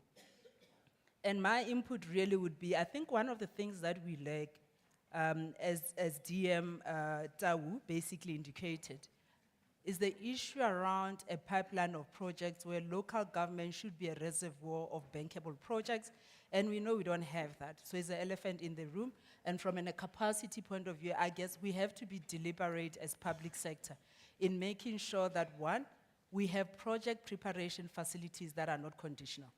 So you don't have a DBSA that sits with the project preparation facility and there's expectations therefore for them to be appointed in basically funding the project. And also I guess we have to do away with the myth that we think with the limited resources that municipalities have already, they don't have the luxury to set aside monies for bankability studies, because given the fact that you undertake a bankability study does not necessarily mean that it will be feasible and bankable. So it could be treated as wasteful expenditure if you don't have anything. So the whole system does not actually support that way of actually planning. So we definitely have to look at an alternative, and it will be great for MISA being an agency in supporting municipalities from a capacity point of view, and probably also looking at through partnership alternative ways of financing, basically with the private sector, just a reflection why triple Ps have actually not taken off in the country. And we know the biggest thing is that in terms of packaging of projects in municipality is a challenge. And if we have a service that's provided in that way and proactive, because you don't wait for municipalities to basically bring in projects, but you work with municipalities from a planning point of view to inform their planning such that we are successful when we get to the bankability and feasibility studies, and we can provide the private sector with those kind of projects. So what I would really like to see in terms of acceleration and getting traction in terms of closing the infrastructure backlog as we have it, and also accommodating for growth, is be deliberate in terms of pooling of capacity, and we stop throwing legislation challenges at issues, and be deliberate in terms of unlocking the funding, and the funding that we know is both available with local and international DFIs and debt capital market. And the only reason why we're not matching project with funding is because municipalities just don't have the financial resources nor the technical resources to actually prepare projects because they're not investment bankers. So that would be my contribution in that particular regard. Thank you. Okay. Thank you. Thank you very much, Khomotso. I am now going to ask that the CEO of DBSA, Boitumelo Mosako, to please make her contribution. Thank you. Is my mic on? Okay, thank Yes, you. it's on. Greetings, Honorable Minister, Honorable Deputy Minister, all the senior officials, all the officials that are in the room. I greet you all and thank the CEO of MISA Party. Thank you for the opportunity to be here this afternoon, and greetings to my panel members as well. Now, the Development Bank of Southern Africa has been supporting municipalities since inception. And that is the very reason that the DBSA was formed 40 years ago. We're actually celebrating 40 years this year. So we have really been in this space and supporting the munis for a very, very long time. And if we even look at, that our own achievement, in this space, being a 44% market share in funding municipalities, we have supported and funded in the last 10 years to the tune of 70.4 billion. That's funds that we have dispersed to municipalities for various projects. Household income, 22.5 billion. We have, invested in project preparation, the development of plans to the tune of 366 million, and we have an unlocked infrastructure to the value of 8.2 billion. This is just to mention a few. The services we offer range from planning up until maintenance as well. So as an institution, we play along the infrastructure value chain. We have also supported on the non-lending activity. So we not only lend to munis, but as I said, we plan, we prepare projects, we offer revenue enhancement programs, and we also do asset care programs. Now, as an institution, we also had a reflection to then say, how do we do things differently for acceleration of infrastructure, for greater impact in municipalities? How do we support municipalities better? Because we see ourselves as a key partner in this development infrastructure ecosystem. We and our board sat back and said, okay, let's adopt an integrated municipal approach, where we then say, let's form willing coalitions with specific districts and actually work with them. Work with them with their planning, with their project preparation, and with their infrastructure development as well. Now, with this integrated municipal approach, what are we really looking to do? We are looking to unlock infrastructure. We are even looking to do front loading, where we provide funding upfront for infrastructure projects, where we're looking to do project finance structures as well with the various municipalities. We have, I think there is a list, and I'm sure some of you are in this room. We have 2 in the Eastern Cape, 2 in Mpumalanga, 1 in Northern Cape, 1 in Limpopo, and 2 in the Free State as well. And this is our own deliberate approach of then saying, how do we do this together? One thing that we have identified is we cannot do it alone. Local government can't do it alone. As DBSA, we can't do it alone.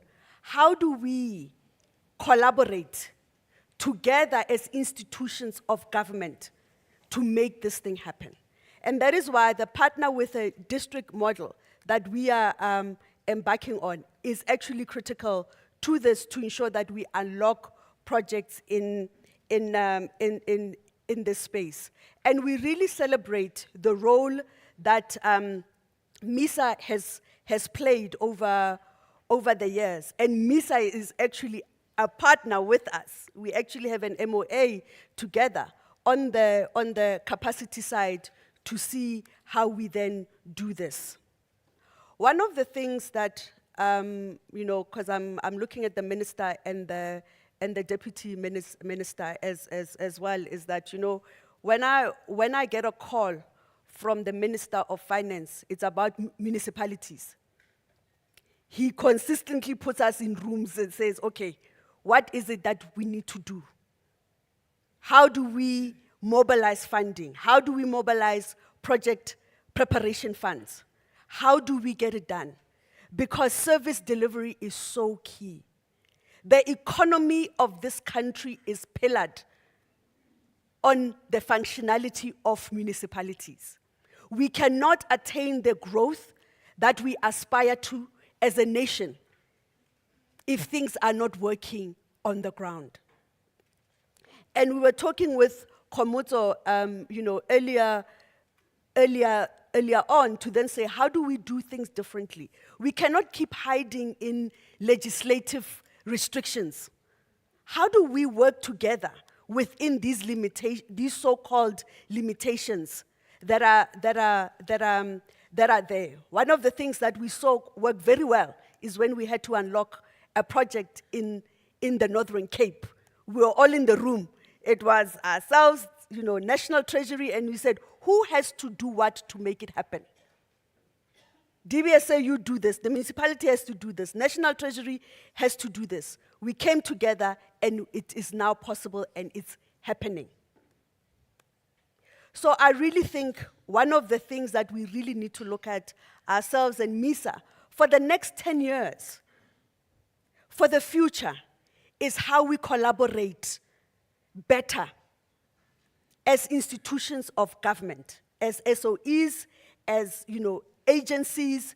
Really, this is what we really need to work on. And I believe that when we are better collaborated as institutions, then we will really achieve what we need to achieve. So we as an institution, we are leveraging whatever influence we have, our convening power, to put everyone in the same room so that we can work towards driving service delivery, creating socio-economic development. The water must flow. The lights must be on. There's jobs to be created.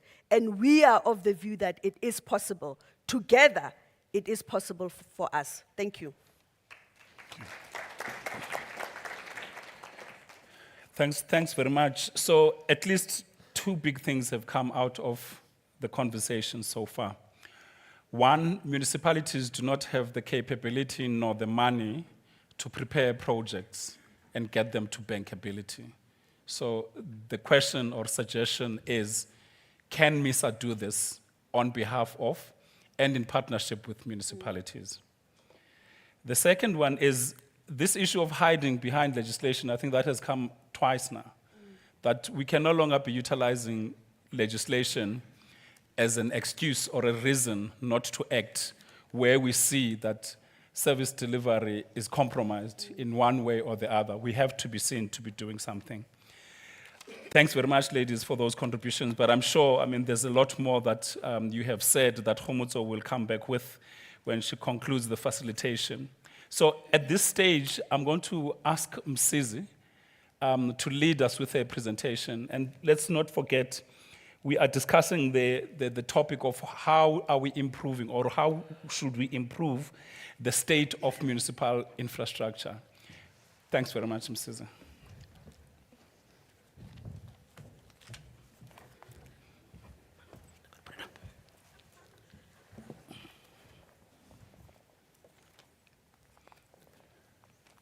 Good afternoon, Minister and Deputy Minister and Mayors present and colleagues. I've prepared a few slides. Just as a precursor while loading my slides, I just want to make the following remarks. The Council for the Built Environment regulates an untransformed sector. It regulates a sector that has a high number of unemployed graduates. It regulates a sector that has 14% representation in the sector. And I think that's an indictment for us professionals. About 30 years into democracy, that's what we're sitting with. Obviously, it requires a collective effort, universities, high schools, us professionals going to schools, encouraging young kids to take maths and science so they can get into our profession. And I think that's the challenge that we sit with as I'm standing here. However, Minister and DM, when municipalities complain about capacity, it doesn't make sense to me. Because I've got a database of unemployed graduates that have gone through school, but they just need an opportunity. So MEC, I'm going to make an example about myself. I come from Gwambonambi. I bumped into town planning by default. KZN Cocta sponsored me at Wits for 4 years. I went back to KZN to say, I'm ready to come and work. Place me Gwambonambi, Mtuba, wherever. They said they can't place me. That's how I got myself to work with DP at DM Dow in Joburg. So they gave me a chance as a young graduate. There was a mentorship, there was support, and there was guidance. So that's how it works. There is no shortcut. So you need to accept that you must build this capacity and invest in mentorship. But I also want to throw a challenge to my colleagues who are professionals. Black professionals don't want to mentor young graduates. They want to be paid. So it's a difficult challenge. I think my colleagues from MISA will attest to this.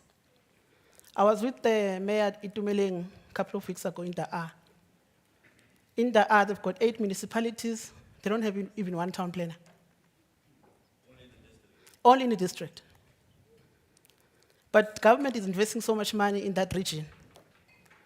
The TVET colleges that are there, 2 of them, they offer maths, they offer language practice, comms, HR, and marketing.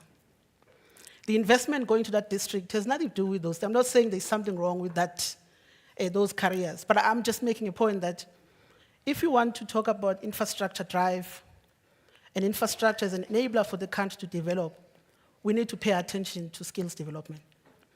So I thought let me make those points quickly, Stole, without spending most of your time. But you gave us questions to answer, so I tried to respond to them. It's a reflective space. I come from local government myself. I can attest that some of the things that were said by leadership are correct. So we must reflect. Program director earlier, the main program director said, must observe and also implement what you observe. But I think one of the reflections we must make, I don't know, government has a tendency of forgetting its plans. There was this LG TES that was developed in 2009, around MISA concept was being formulated. What has happened to those things that we wanted to address? And they're still relevant, we just sugarcoat them differently. I was reminded by this fellow South African who used to work for the Cities Alliance, you know him, Corbett. He said, if your problems are informal, think about grandiose ideas, but in context. So I think the question should be asking, what is our problem statement that MISA must assist us to address? Obviously, infrastructure discussion will always be difficult to have because everything is underground, people can't see. But I think the point that the Deputy Minister was making about having a long-term discussion about how we finance infrastructure, it's something that we must think about carefully as well. But he asked us a question that was very difficult, unfair as well, to rate our infrastructure. I gave it a 3. So I was preempting what my colleague will do. So a 3 on the basis that I woke up this morning, I had water, I was able to travel, and there were lights working, so it works. But we can do better. However, if you think about the state of infrastructure, we all have mastered how to dodge potholes. But I think the main culprit is about how we generalized infrastructure departments. So you've got a head of infrastructure who's a priest. I'm dramatizing the point. At least you're listening, I'm sure you can tell. Deputy Minister wants to be a priest. I was dramatizing the point. But I do want to make this point, colleagues, that I think the issues of ethics in local government we need to deal with carefully. Because our professionals are involved in some of the unethical conduct. So I think that's one point that I want to make. Because the Constitution is directive on what we must do. We must embed the program that MISA has been doing in the past couple of years. I do submit that perhaps some of the things that we want to do requires 2 things or 3 things. Technically equipped professionals, competent and compatible, and fit for purpose. In a built environment space, you're not taught about MFMA, PMFMA, you learn that in government.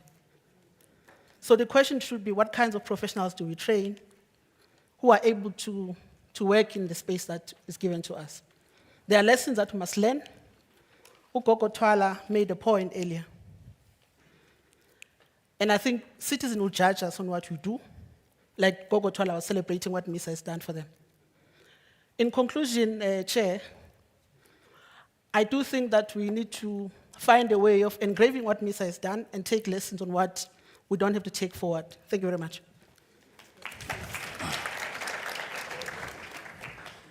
Thanks very much, Msizi. I was saying you need to use a different example, priesthood. There are people in this room who are looking at priesthood as a career path. Deputy Minister Tau did make mention of that. I'm going to now invite Mr. Mjwaha from MISA to join us. Thank you very much.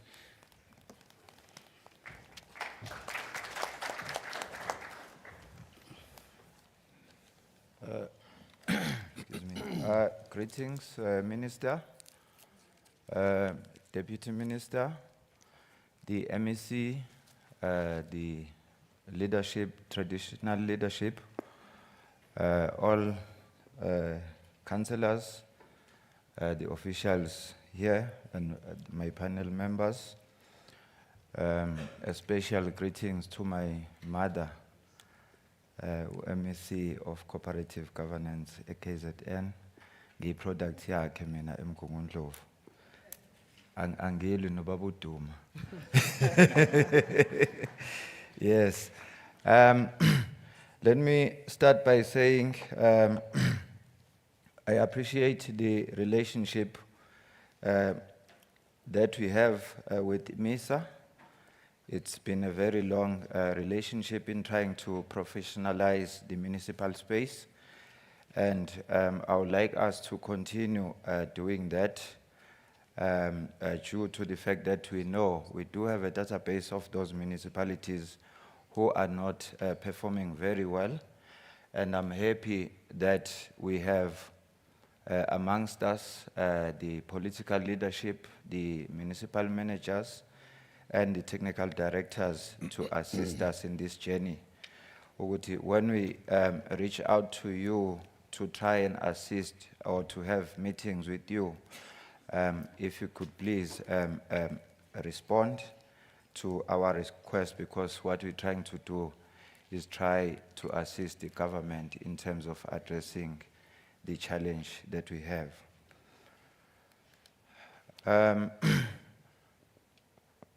MISA's responsibility is to promote the interest of municipal engineers and their profession.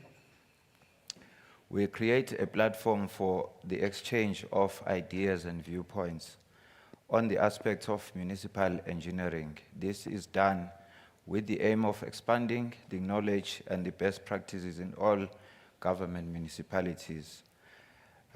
We also advise councils on engineering matters and serves the broader community through representation on a number of national bodies where it provides input from municipal engineering perspective. As I indicated earlier on, that we have a long-standing relationship with MISA, and we are together in this journey in trying to professionalize the municipal space. In terms of our affiliation, we are a member of the International Federation of Municipal Engineering, This creates a platform to engage at a global level. That's where we learn where we learn globally, and then we come back with that information to try and address the challenges we are facing in the country. I've already indicated our long-standing relationship with MISA, including USALCA. Yes. Maybe just to add on, USALCA is always supporting our annual conferences where we have opportunity to engage in terms of the ideas to address these challenges and also to showcase the excellence in terms of the work that we do. We need to acknowledge that while there are challenges that we experience, there are municipalities who are performing well, and on those annual conferences, we do receive projects where the shows how much the government has invested and how much the government is taking care of its citizens. As MISA, we understand the importance of professionalizing the client bodies, our main focus being the municipalities. This will ensure accountability and ethical conduct on all engineering work taking place in the municipal space. Excuse me. MISA is currently setting up meetings, as I've already indicated, with the city managers, municipal managers, and technical directors to create a platform where we can engage and find each other on how we can assist each other in terms of capacitating those municipalities in collaboration with our MISA colleagues. The platform will be used to assist and support technical staff on technical matters and even assist with the training and mentorship of which the previous colleagues have spoken about for the colleagues that are not professionally registered to be professionally registered with EXA. This then assists because once you're registered, you have an accountability and you behave in an ethical manner in terms of delivering services on behalf of the government.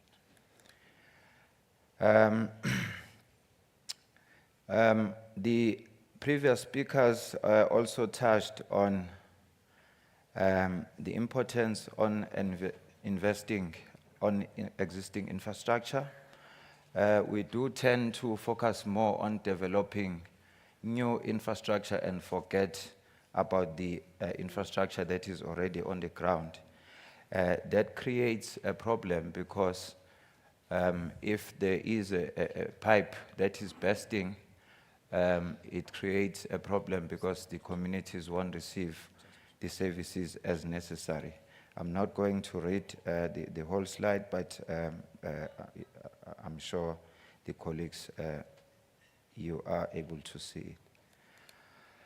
I've already touched on international collaboration. We have designed seminars, workshops, which talks about the benefits and drivers of good asset management practice. Being a member of MISA or participating on MISA activities, these are the benefits that each municipalities will get in terms of knowledge on addressing the asset management issues.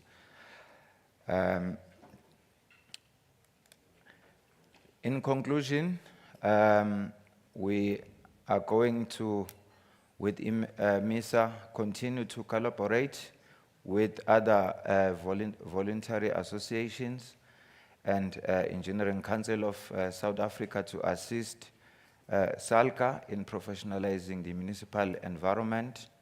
We'll continue to develop and design guidelines for various municipal engineering aspects Jointly with the Water Research Commission, we have recently completed a water reclamation and water reuse design guidelines, which have been workshopped on all the provinces. The other project recently developed is the design guidelines for flood estimation, which we completed end of March 2023. Our EXCO has approved the finances of rolling out the workshops through different provinces. And I've just included this slide to remind you that this is the opportunity where we'll engage in Gqeberha in terms of exchanging knowledge and showcasing the work that we have done as municipal engineers. And I would like to thank you with this last slide. Together we are stronger in promoting excellence in the engineering profession for the benefits of municipalities and their communities. Thank you very much. Thank you very much, Sbu, Mr. Mjwaha. The next speaker is Mr. Stephen Kaplan. Thank you.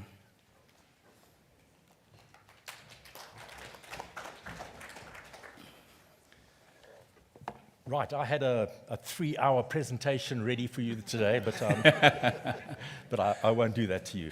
Okay, so just to acknowledge the minister, the deputy minister, then I see there's some executive mayors, DDGs, presidents, chief directors, CEOs, and really, and anybody I've left out, all protocols observed. Thank you very much. Okay, so my thing is on. I'm not going to go through this whole thing. I'm going to actually pick a couple of slides, which are probably, more important. Okay, the South African Institution of Civil Engineering produces an infrastructure report card more or less every 5 years. So we did one in 2006, and then we did one in 2011, 2017, and the latest one was in November 2022. Okay, it looks at the state of the infrastructure in its current condition. It's like a snapshot document. It doesn't sort of address the solution so much. That comes out of subsequent debate. It really looks at the snapshot condition, and I urge all of you to have a look at it. You can download it. Okay, you can't really see it because it's behind you. Yeah, I can see it, but they can't. Yeah. There is, there on those things, there is a website. You go into the SAICI website, and then at the top there's a menu called Services, and then when it opens up that menu, you'll see Infrastructure Report Card. It comes down as a PDF. It downloads. It looks like that picture there. It's completely unlocked. You're welcome to read it. Cut and paste from it, make reference to it. We really don't have a problem. In fact, we encourage people to use it.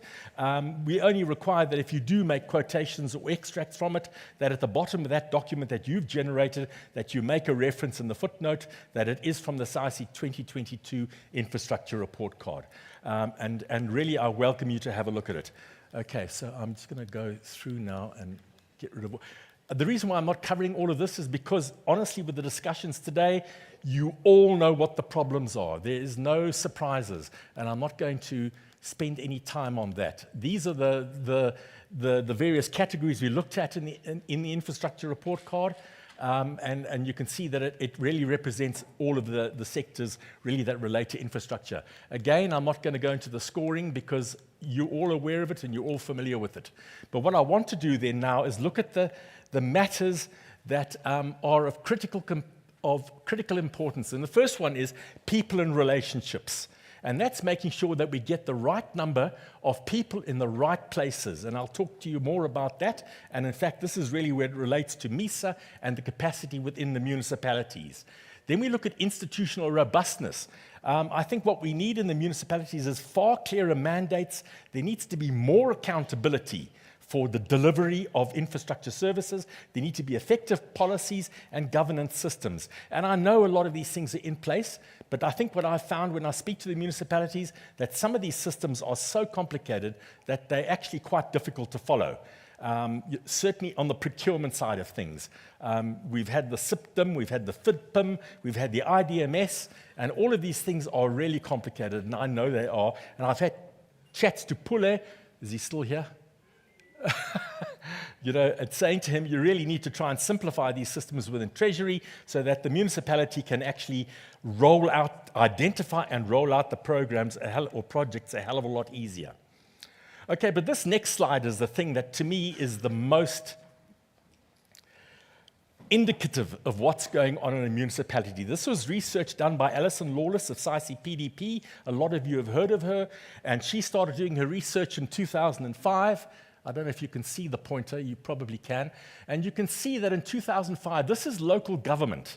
This is the situation with engineers, technologists, and technicians, red, yellow, blue, engineers, technologists, and technicians. And you can see in 2005, there was a reasonably good spread. There were a reasonable number of engineers and technicians and technologists, providing a continuity and a career path opportunity for engineering practitioners going into local government. But then by 2015, you can see already what's been happening.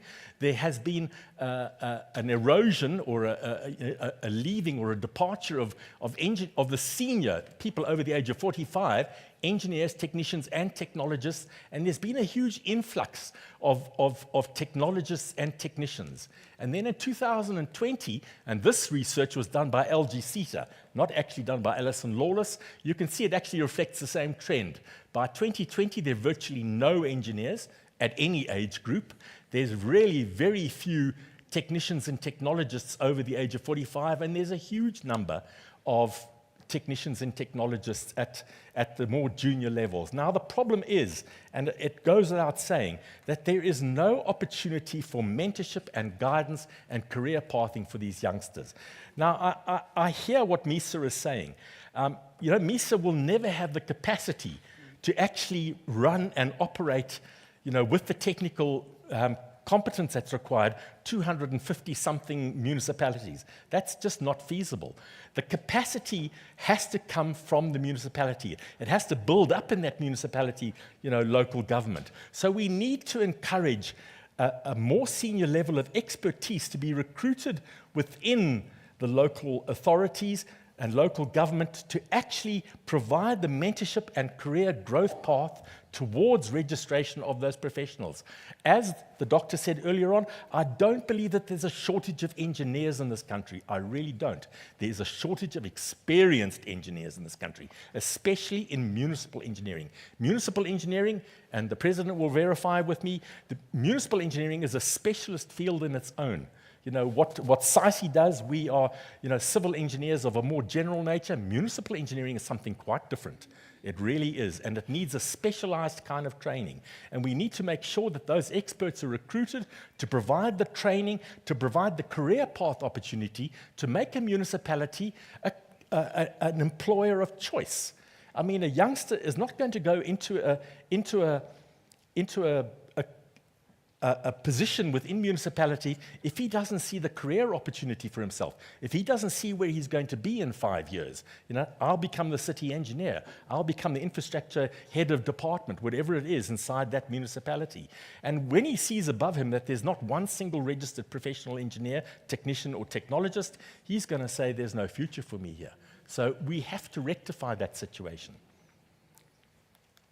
Okay, so the public sector must be the employer of choice by encouraging the engagement of more senior experienced professionals who are able to drive the re-establishment of short and long-term planning and budgeting, manage the development and building control, handle emergencies as well as planned maintenance, manage designs and contracts, and redevelop the systems and processes. But, and I've written in black, and unfortunately it's probably not that clear, but it's the most important thing. They must mentor the young graduates to be able to do the same. All right, that's all I'm going to say. Thank you very much.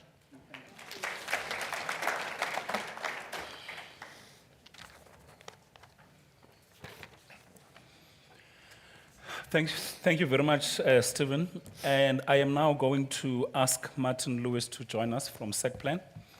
Clearly, the issue is on getting more skills and more capacity, human capacity, right? Okay.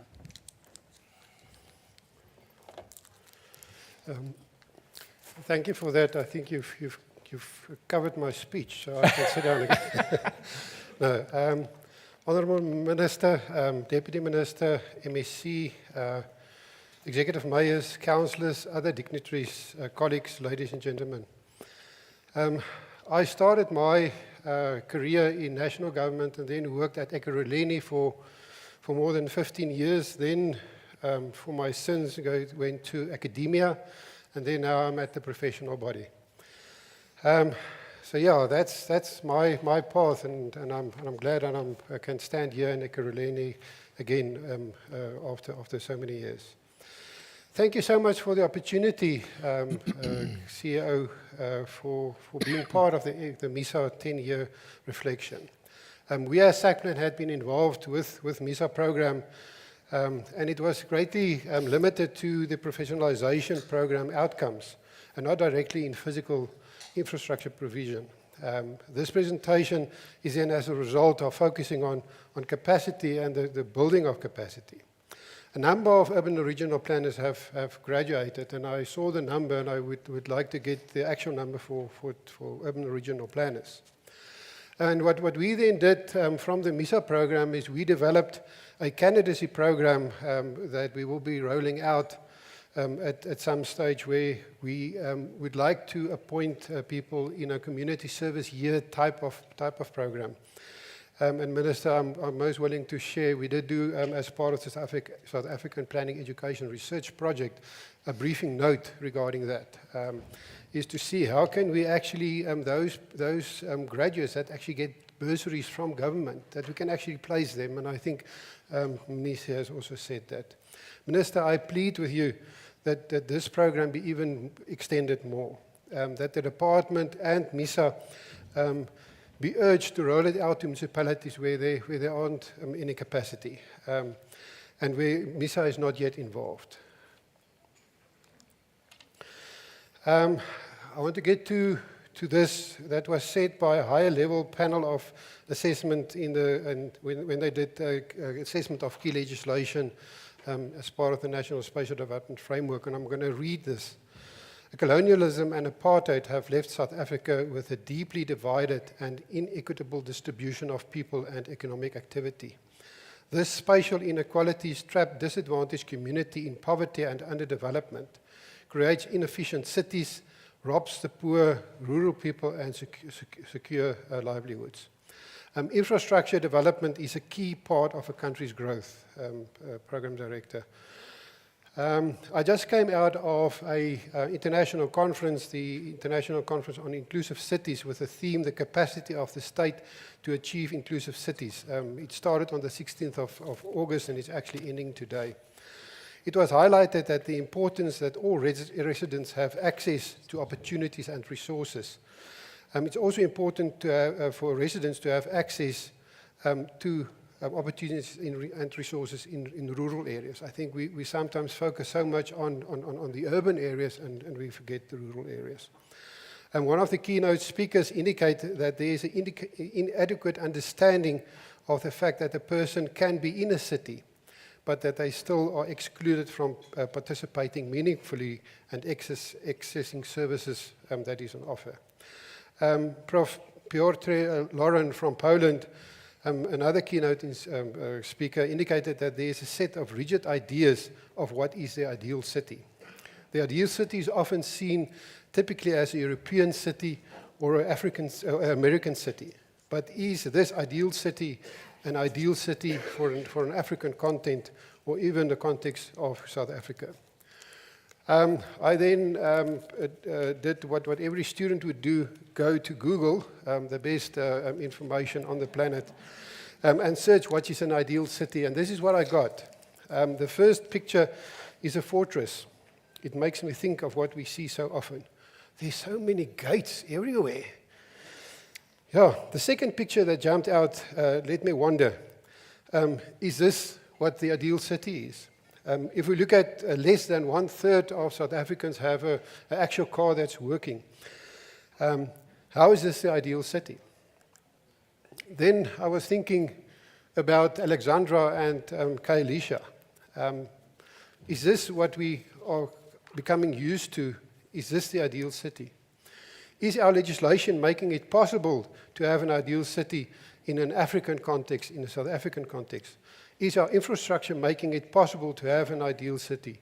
And we've learned about legislation. Legislation has been developed for a different environment. Is our legislation flexible enough? Is our infrastructure development flexible enough? Or are we just putting and keeping ourselves in handcuffs? Are we still working with a silo mentality? And I'm glad to hear of the collaboration of MISA. We actually have a MOU with MISA as well. But if we look at that and we look at our plans, it's saying integrated development plans, integrated transportation plans, but are those plans actually integrated? Some of the papers then presented during this conference talked about inclusion of informal settlements or and informality. How do we actually find that balance with that informality? If we use the first example that I've shown, and I need to rate, or do we use this picture and rate where our infrastructure is at the moment? A capable state and the success of infrastructure development is indivisible for me. Where then lies the problem? Is it with our education? Or is it how we as professional bodies ensure that the graduates from accredited programs possess the required competencies and skills? How do we make sure that the graduate can actually work with the informality within the environment that we get? How do we make sure that graduate can actually work within a municipality, within the private sector, but also within traditional authorities and additional authority areas? Are we training them to be able to work within those intricacies? There's a reluctance, Program Director, Minister, on some municipalities fully to embrace professionalization of local government. And I might be stoned for that. Luckily, I'm behind this. Because I see on a regular basis when there's advertisements for the appointment of professionals, and specifically urban and regional planning professionals, the requirement for professionalization, the requirement to have the correct qualification, the requirement to be a registered person is not there. It is, there's a lot of other qualifications, and Minister, the regulations for the appointment of senior managers is actually exacerbating this problem. It is not assisting staff and ensuring that staff is in good standing with the respective professional bodies. It is undermining the work of professional bodies. It also has the result that you have a municipality where there's no manager that is registered or have got the correct qualification.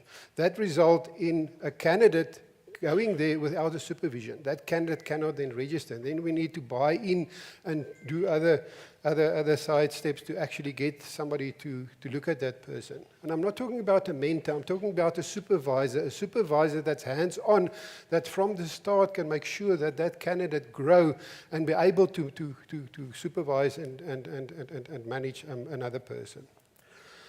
Honourable Minister, I'm glad that you've also highlighted the importance of the opportunity for professionals.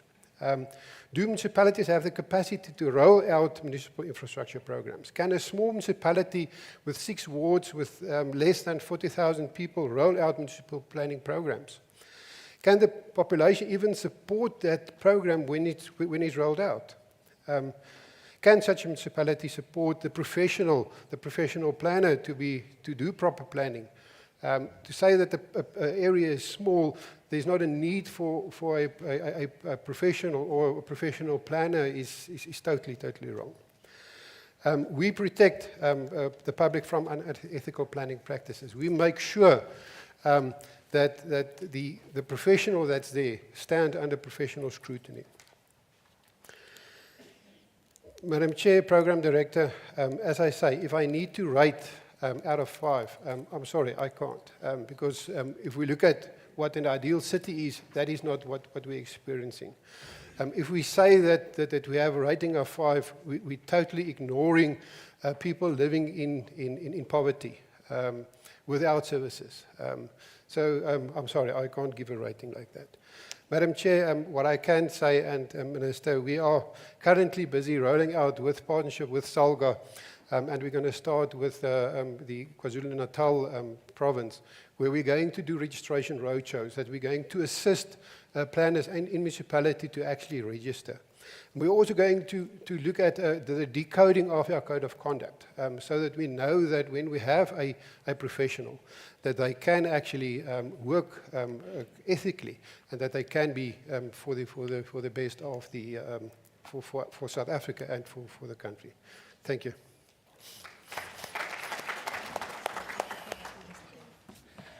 Thank you very much. We are now getting into the second segment of the program, where Khomotso will be facilitating discussions between yourselves as the audience and the panel based on the presentations that were made here. Thank you very much. Khomotso, let me hand over to you.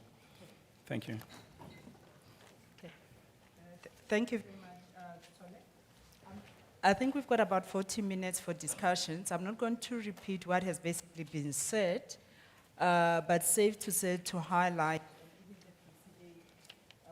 panels, there's no lack of money, so it's not a problem statement. There's no lack of capacity, so that can be a problem statement. So I'm going to open to the floor just to hear from the practitioners then what is the problem, so that by the time we leave here, there's solutions that are basically proposed. Because one thing I know is that for the past 20 plus years, we've been defining the problem. Most of us can say it in our sleep. So I guess it's solution time now. So when you raise your hand, you make your point, please propose the way forward so that we can help MISA to focus in the next 10 years. Then we've got a better story to tell. And we don't give the AG the kind of headaches that we normally give the AG year in, year out. So I'll open the floor for input before we come back to the panelists. Okay? 1, I think 2 at the back, 3 here, 4. Okay, in that order. Thank you, facilitator. I would prefer to stand because I'm quite tall when sitting down. I just want to, my name is Mtobeli Kolisa, I'm from SALGA. I just want to discuss the second part of the topic of this panel, which is about refocusing the role of MISA. I just feel that we might be missing that part in the discussions and the presentation that have been made so far. And I wanted to make a suggestion for consideration as we discuss this. That I see in the main 2 main roles of MISA. The one being a vehicle that helps national, in particular, and provincial governments to fulfill their Section 1541 obligations of the Constitution. The second one being what I can call a value add over and above that.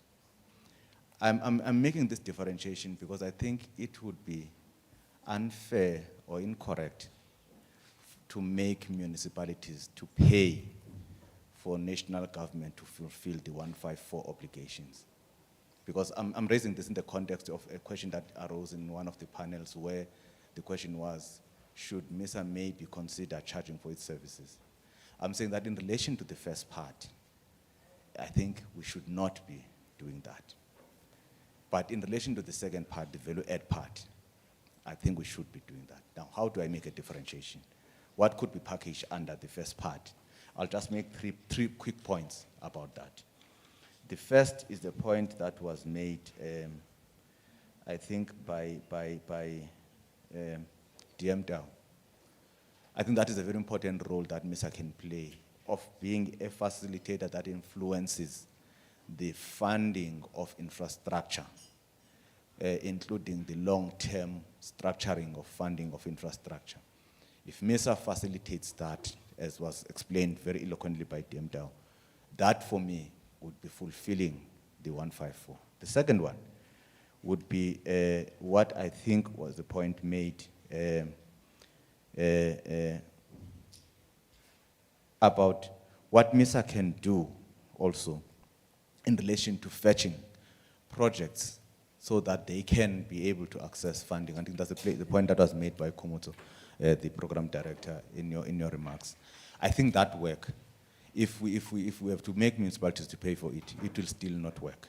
So national fiscus or the department has to fund MISA to be able to do that, to fetch projects, including doing feasibility studies and bankability studies, so that those projects can access things such as private-public partnerships and other forms of long-term funding.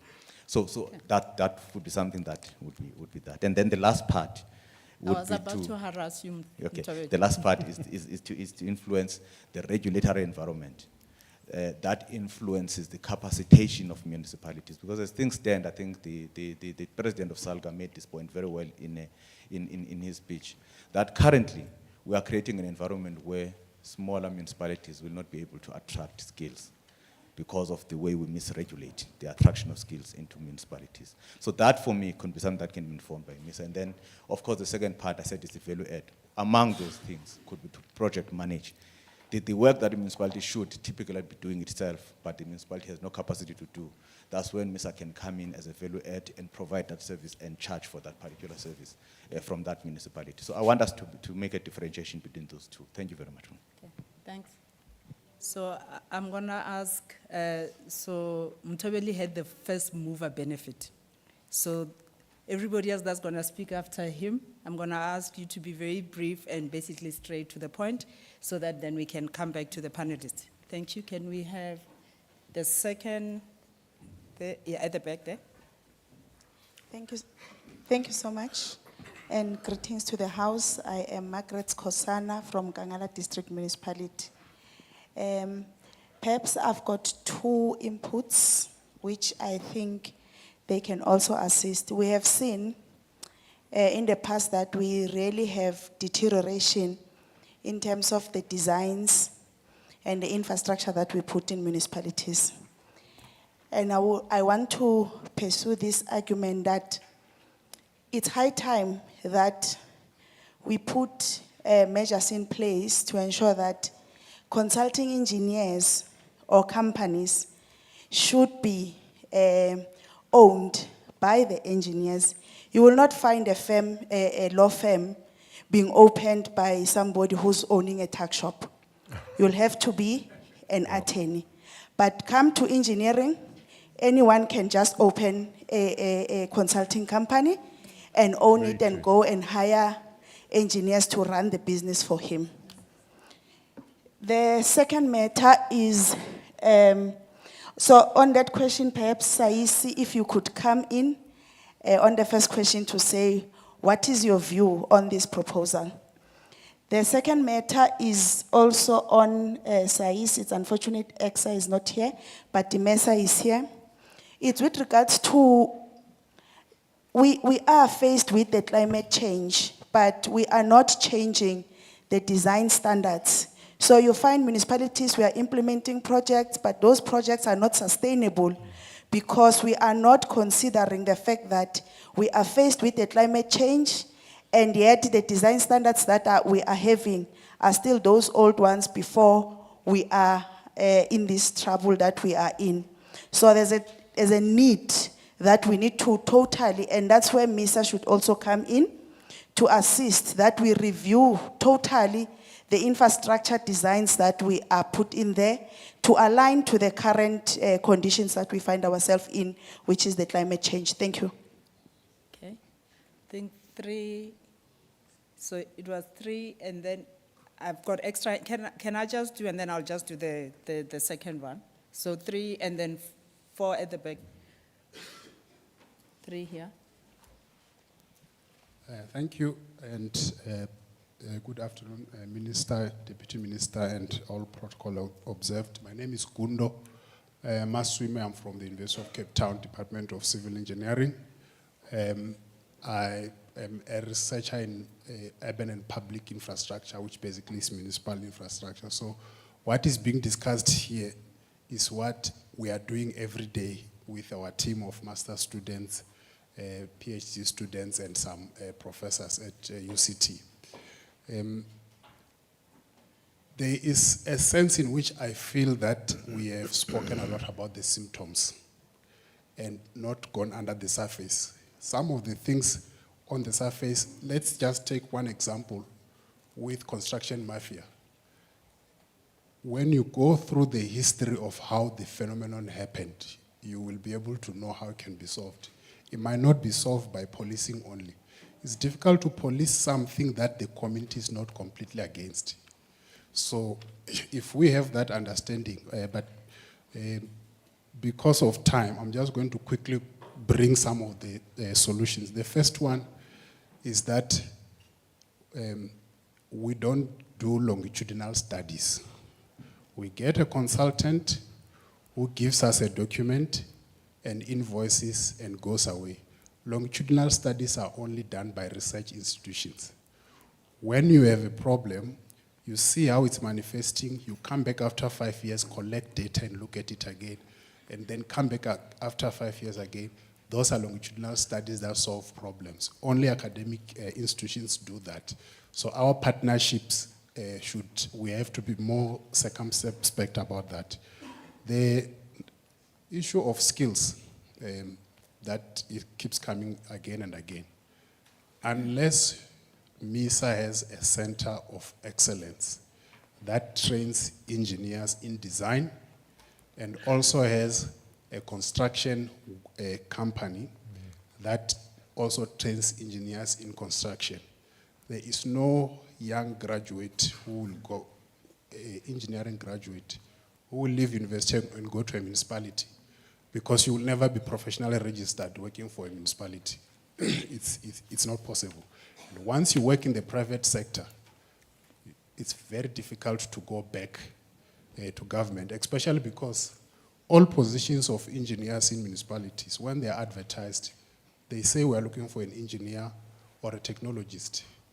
So if you're a doctor and you see a job saying we're looking for a doctor or a physiotherapist, the physiotherapist surely will apply, but the doctor will not apply. So we have to take cognizance of that.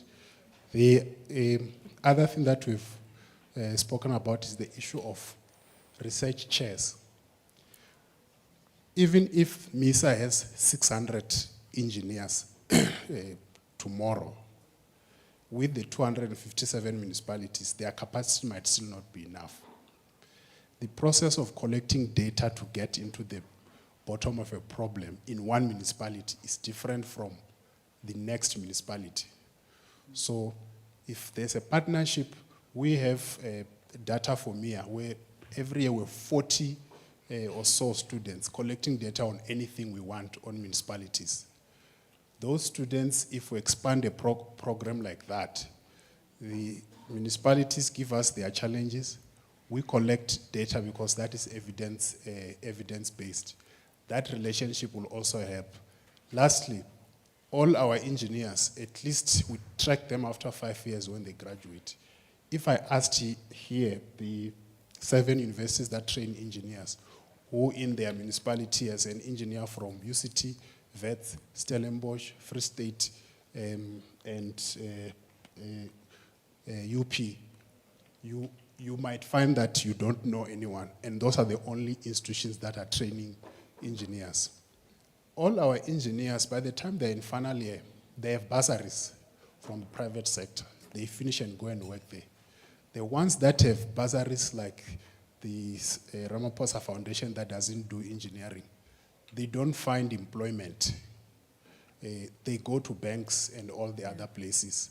So we have to be very, very deliberate. It's only now with this unit that we have now changed our courses and our curriculum to start teaching them about the government. By the time they finish, they don't know this provincial, national, and local, how they are structured. Engineering students are not interested. They are not in student governance. If you throw them in a municipality, they are seeing politics for the first time. It's a very hostile environment. So I want to say, come closer to the university. We have got these solutions. Okay, thank you. And we can share more with you. Thanks. Thank you. Thank you very much for those valuable inputs. Can we move to the back? There's, I think at the back, there was a hand. I hope I didn't miss any. No, I'm gonna come back to the round because I gave 4 numbers. So the lady at the back. And if you can also be brief because I see there's more hands, so we need to accommodate for all of that. Okay, and I've got a whole page. Thank you, Chair. I guess what I would have wanted to see is obviously based on or what was presented and the objective or why the MISA was actually formulated or established. Obviously, there were municipalities that were identified as struggling or challenged at the time. It would have been good to actually see whether as part of those that have become dysfunctional or have regressed in terms of their mandate, whether those that were identified initially where MISA was deployed to provide support, whether those had improved or they are part of, the declined municipalities. And I wanted to say as well, it's well and good that we're discussing the issue of skills and capacity. And it's good, obviously, as well, to be developing new infrastructure all the time, obviously to cover the backlogs and all of that. But I think what is key also is the operations and maintenance of that infrastructure. I see us always continuously developing new infrastructure, but I think we fail to concentrate on the operations and maintenance, and whether there is actually enough capacity, within municipalities to be able to operate and maintain the new infrastructure that is continuously being developed. I think this is where the failure is. The current infrastructure is in shambles. We're busy putting in new infrastructure, but not really concentrating on, capacitating or having the capacity, obviously, to operate and maintain the current infrastructure. And I think it's not only linked to the skills, but also the tools of trade. Once you've provided that skill, you still need tools of trade. You need vehicles, you need plant, you need chemicals, you need a fully functional stores, with all the equipment or materials, to be able to do operations and maintenance. You need plumbers, you need fitters, antennas, and all of that. I think one of the presentations indicated that MISA was wanting to form partnerships with TVTs. So I guess the question as well there would be, I think there is actually an opportunity. Solutions, not questions. Yes, yeah, Okay, an opportunity. And if you can just, please, there's more hands, sorry. Okay, yeah, I was saying there's still an opportunity there to take those individuals that have been trained and deploy them into municipalities to be able to take care of the operations and maintenance. But question is whether MISA can be able to fund those, within the municipal space. Thank you, Chair. Okay, thank you very much. I'm gonna be strict on time. And can we please just listen to the input as is provided? So even if you had an idea, if somebody else has basically mentioned it, please let's not repeat it so that we can give everybody a chance to actually make their input. Can I just take another round of hands and then we close it and then we come back to the panel? So I'll start 1, 2, 3, 4 at the back. Those with the mics, did you see? 1, the gentleman in green. Next to you, Papa. Right there in front of you. 1, 2, 3, and then 4 at the back. So if you can start here. Hello. You going first, thank you. All right, thanks very much for the presentations. I'm Andy Lefani, HOT Cocta, Eastern Cape. The first thing that I would like to know is that are we able to have data that will influence us to change the role of MISA? Because to me, that's critical. If the weaknesses and the strengths, so that we're able to deal with that going forward. Because from where I am, we will train, capacitate, but there will be no impact because it depends on the acceptance as well. Because we would pump more money for skills, but there might be no change owing to the acceptance. Because at a municipal space, acceptance sometimes becomes difficult. Are we able at some point, as my last point, to get into detail, even if it's not here, on issues that are challenges that we face between provinces, MISA, and municipalities, so that when we develop a new role of MISA, we're then able to develop it on an informed basis. Okay. Thank Yeah, you defied the rules of engagement, ne? We said propose solutions and we're still asking questions, but can you please bring the mic here? No, thank you very much, Chairperson. We need 2 days for this engagement.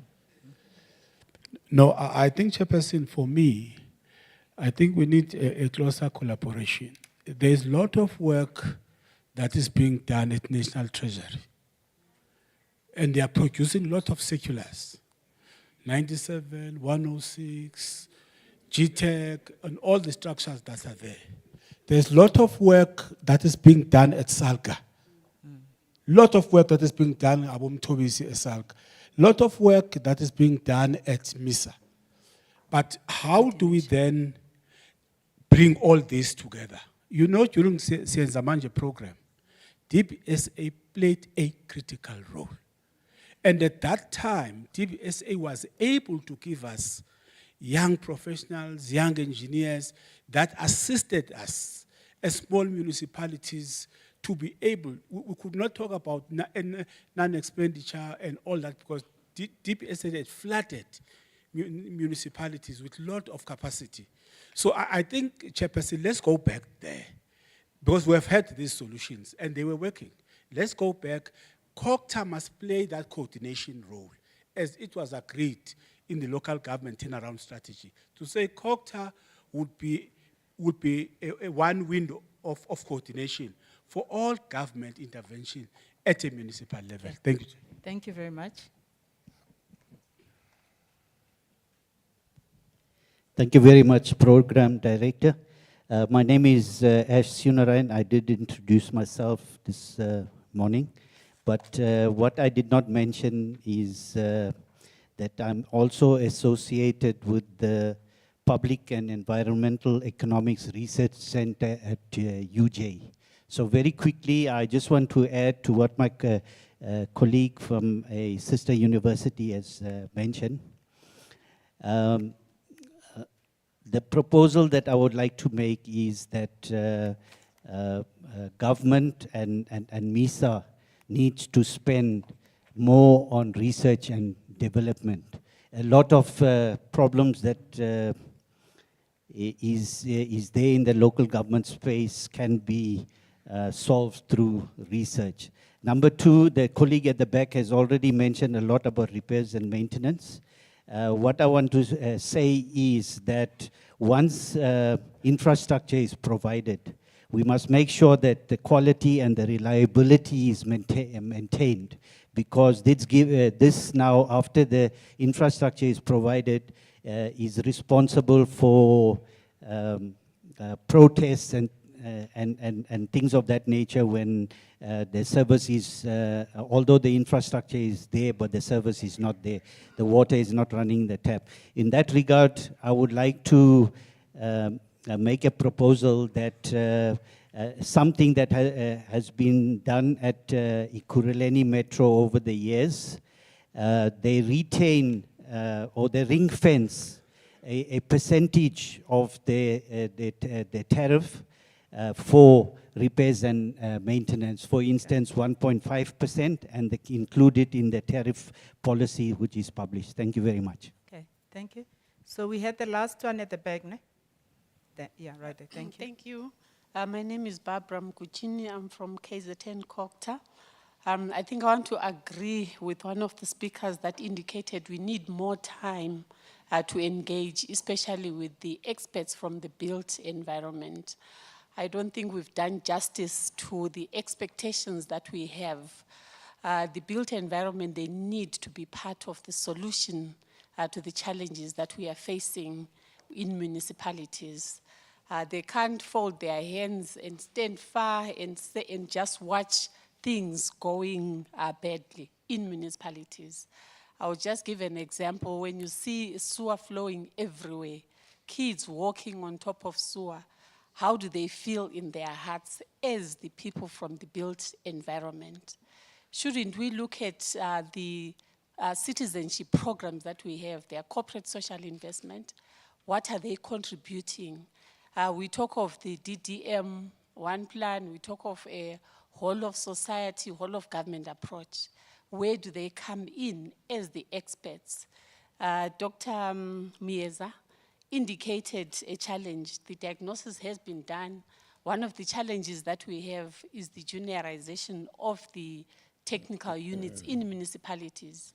You get a person that has no experience whatsoever and they are head of the technical units. When they are head, all they are interested in is to push tenders, to award, and what happens after, it's not important. So in my view, I feel there is more that experts in the built environment can do to build capacity in municipalities. There is more that they can do working with MISA to assist address the real challenges that we have on the ground.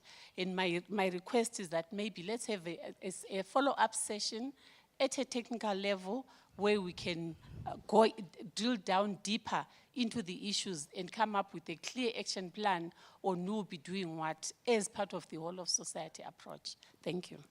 Okay. Thank you very much for all the valuable input. And I hope the scribers were basically noting. I'm not going to repeat them. And I'll move very quickly, closing, literally half a minute, half a minute, half a minute. Mrs., I'm going to start with you there at the end.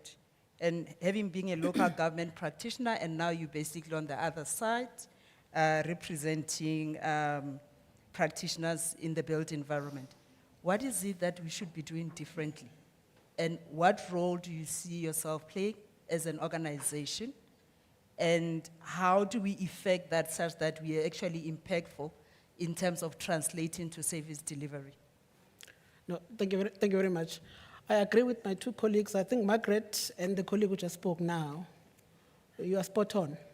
That is why we are convening a climate change conference in Durban, end of this month, of the built environment professionals, to say how do we respond to the climate change issue. I think the issue of design, I was speaking to the HOD for KZN, Public Works and Infrastructure. He was saying we design roads knowing how the impact of the rains that we are having, but we still proceed. We have this information. So that's why I'm raising there's an ethical conduct of professionals, where we do things because the design has been done and the project must continue. So I think there's an ethics issue that we must deal with. But secondly, the social responsibility of professionals to say what I do where I work impacts society, where I live as well. And I think we must change the mindset on how we interact and work with government. I think this us and them shouldn't continue. That's why we are partnering with MISA to see how we can drive issues of capacitation, mentorship, and also be honest about things that we do wrong. And I think let me stop there. Okay. Okay, thank you very much. Spusiso from MISA, what have been your frustration? Why the other hand is not talking to the other hand based on just the input basically from the ground? How is it that we can do things differently as government so we gain traction in terms of service delivery, especially in municipalities? Okay, thank you. As I indicated on my presentation, we do have a database of the municipalities that are challenged in terms of capacity. Looking at everyone that is here, I'm positive that we are going to be able to engage with them because we've been trying to conduct them. You remember, President, next to me, we spoke about it at our sister Indaba. The fact that when you try to communicate with those municipalities, you don't get a response. So your hands will be tied in terms of how you're going to assist them if they are not responding to what you're trying to communicate with them. Hopefully, going forward, that is going to change. Okay. Stephen, I think there was a comment around even I can open a consulting firm. I'm going to answer the comments from that lady in the back there. But just to go further from the MISA president, you know, we've actually been visiting a lot of municipalities, and there has been an interest to collaborate on a mentorship level. And SAICI can assist using LGC to funding to actually connect mentors to young graduates within that municipality and make sure that the gaps in their training are being filled. If it's required that they be seconded to a consulting firm for a period of months to fill those gaps, then that be done. So, SAICI can assist with that. And as I said, we've been to see quite a few municipalities, and there is an interest now. If you listen to what's happening in the news, for example, eThekwini municipality, and I think Ekurhuleni as well, have got a call out for experienced engineers to come in and do just that, to try and improve the rollout of projects, but actually focus more on mentorship. Okay, so answering that. Yes, there are a lot of unscrupulous consultants out there that literally, briefcase consultants that haven't got a single registered professional within that organization.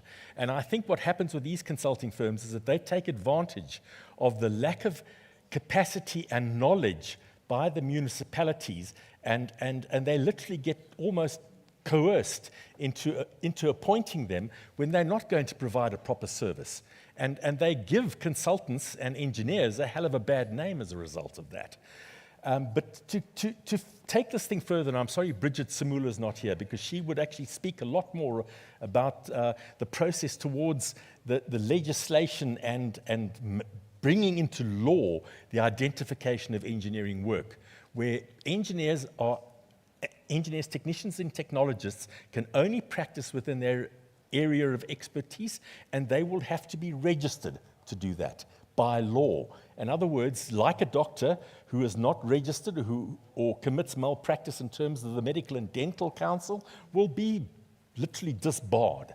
And at the moment, it is actually the law in this country, but it's not imposed. And it's fully within the Engineering Professions Act to bring this into a proper law, and Engineering Council of South Africa are on the path to do that, and hopefully within the next couple of years they will bring that into play. And that'll change things. But at the end of the day, MISA and the municipalities need to be aware when they appoint a consultant or a contractor that consultant or contractor has the professional registered capacity within their organization. And that can so easily be checked. You can go onto the EXA website and see if people are registered. And the firm itself must be registered with the council, the CISA, the Consulting Engineers South Africa, or SEPTACO, or BBCBE, one of these organizations. They need to be registered with one of these organizations. If they're not, they shouldn't be appointed. Now, MISA and the municipalities need to be checking on that. It's not an unreasonable request, because if you appoint a consultant that actually isn't qualified to do the job, there's only one thing that's going to happen here, So I guess it's another debate in terms of the procurement approach as we have implemented it over the years. Yeah. We won't exhaust it and today. the other thing she raised was adapting to climate change, but in fact that was addressed. Okay. Yeah. We know that DBSA has gone through restructuring, as you've indicated. We know that your balance sheet is completely overworked by the exposure that you have on municipalities. So general obligation lending is pretty much overdone.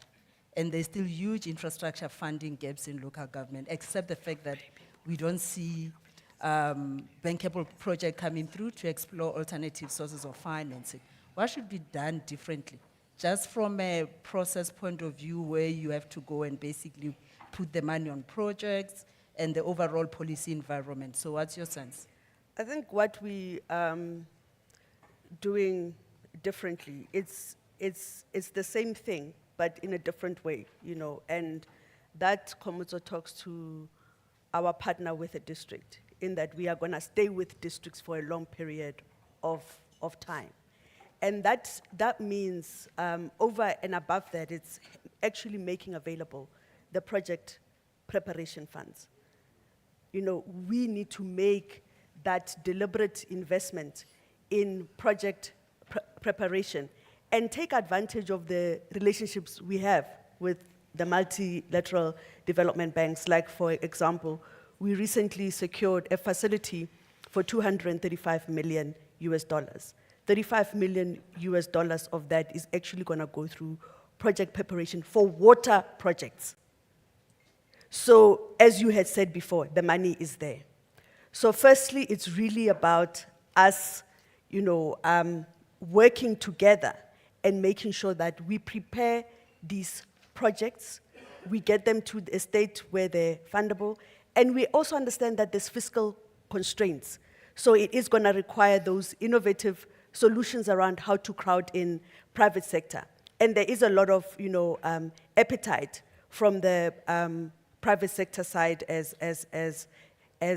well. So that is what we need to, focus on. I was quite surprised when I was listening earlier on that, that if you're an engineer in a municipality, you can be accredited. And I was like, maybe the engineers can learn from the accountants, in that we have one professional body. Whether you are an accountant working for the AG or you are an accountant working for a private audit firm, you still get, accredited. So those are the systematic things that we need to challenge as well as government officials around how we actually, because then it makes it more attractive for youngsters to come into the space. The second thing is with ourselves and MISA, as we embark on our relationship in capacity building within the municipalities, we really need to look at the graduate programs that we then embark, because you are talking solutions, right? And it's really about in this program, as we go through this program, how do we get the graduates in? Training prepares you, but experience comes in doing. And we have to get a whole lot more of them doing in the various, municipalities that they actually, come from as well. And that will enhance capacity. The funding is available. Let's collaborate, let's engage, and really, the answer is collaborate, collaborate, collaborate. Thank you. And then last but not least, Martin, Yes, ideal city. Why special transformation so sticky in South Africa?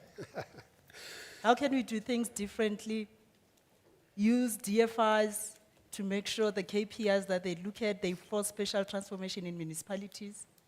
So how do we plan differently for cities of the future? Thank you. I've made 3 notes, and I'm quite passionate about these, so please stop me if I don't stop myself. I think the first one is that we need to properly transform. What do I mean by that? And I've been a co-author on a paper on that as well. We need to transform the mind. We need to transform practice. We need to transform space. We need to transform communities. How we think about things, and there were snippets coming out. How do we actually do things with informality, with changing circumstances, with climate change? So that's the first that I want to touch on. The second one is that we need to appoint qualified professionals in municipalities so that they can properly train newly persons coming in. And then the third one is we need to absorb the graduates in municipalities. I'm going to use the example, we've seen a number of World Cups now, the women's netball, the women's soccer, the rugby is coming up, the cricket is coming up. We train these graduates, and it's like training a soccer player. You give him the bursary, you give him the training, but then you say, no, you can't go and play, you need to sit on the side. So let's absorb them. We've trained them. MISA have gone through a 2-year, 3-year program to train people, but they don't absorb. Thank you. Okay. I guess that's the end of it. Minister and DM, I take it that these panelists that have actually provided some valuable input, that's not the end of them.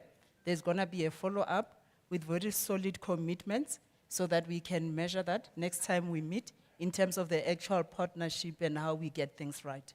Thank you very much.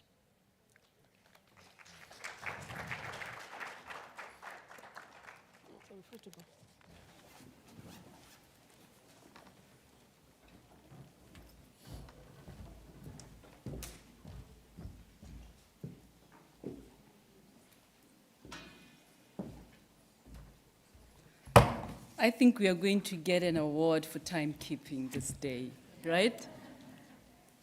and we are not going to regress. Thank you very much. Say they need capacity. There are graduates here. How do you then get into a room and think inch miles? You know, inch miles that get you to the milestones.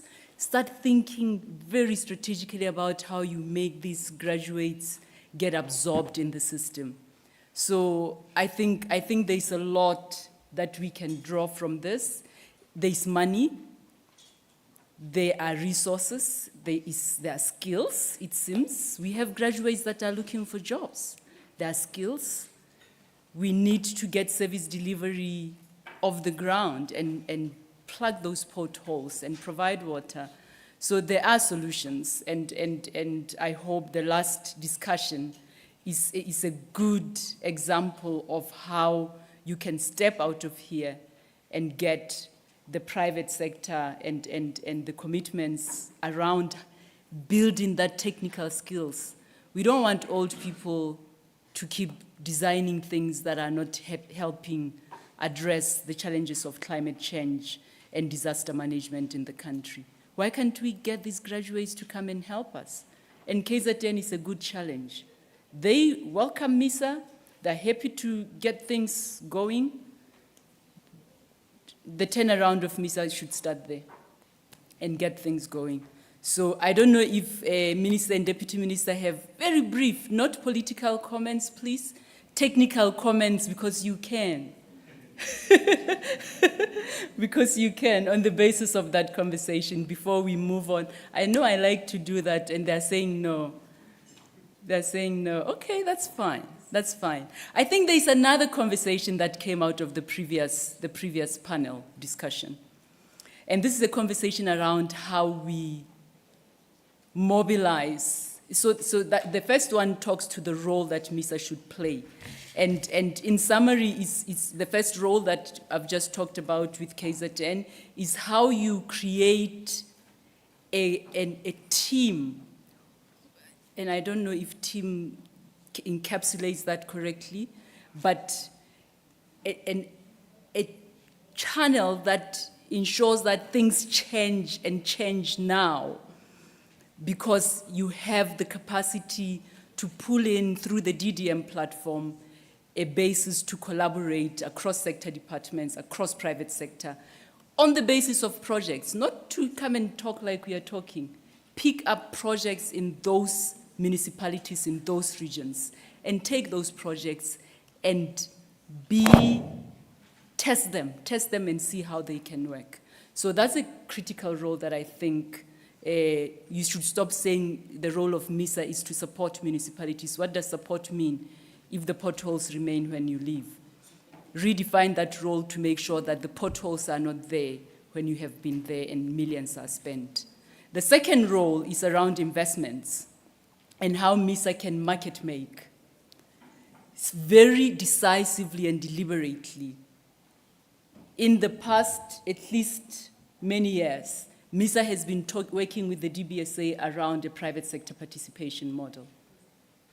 That private sector participation model essentially says, and I'll go to Limpopo now, and give an example of Limpopo. There was a time I worked with another gentleman from the DBSA where we were trying to get bulk water from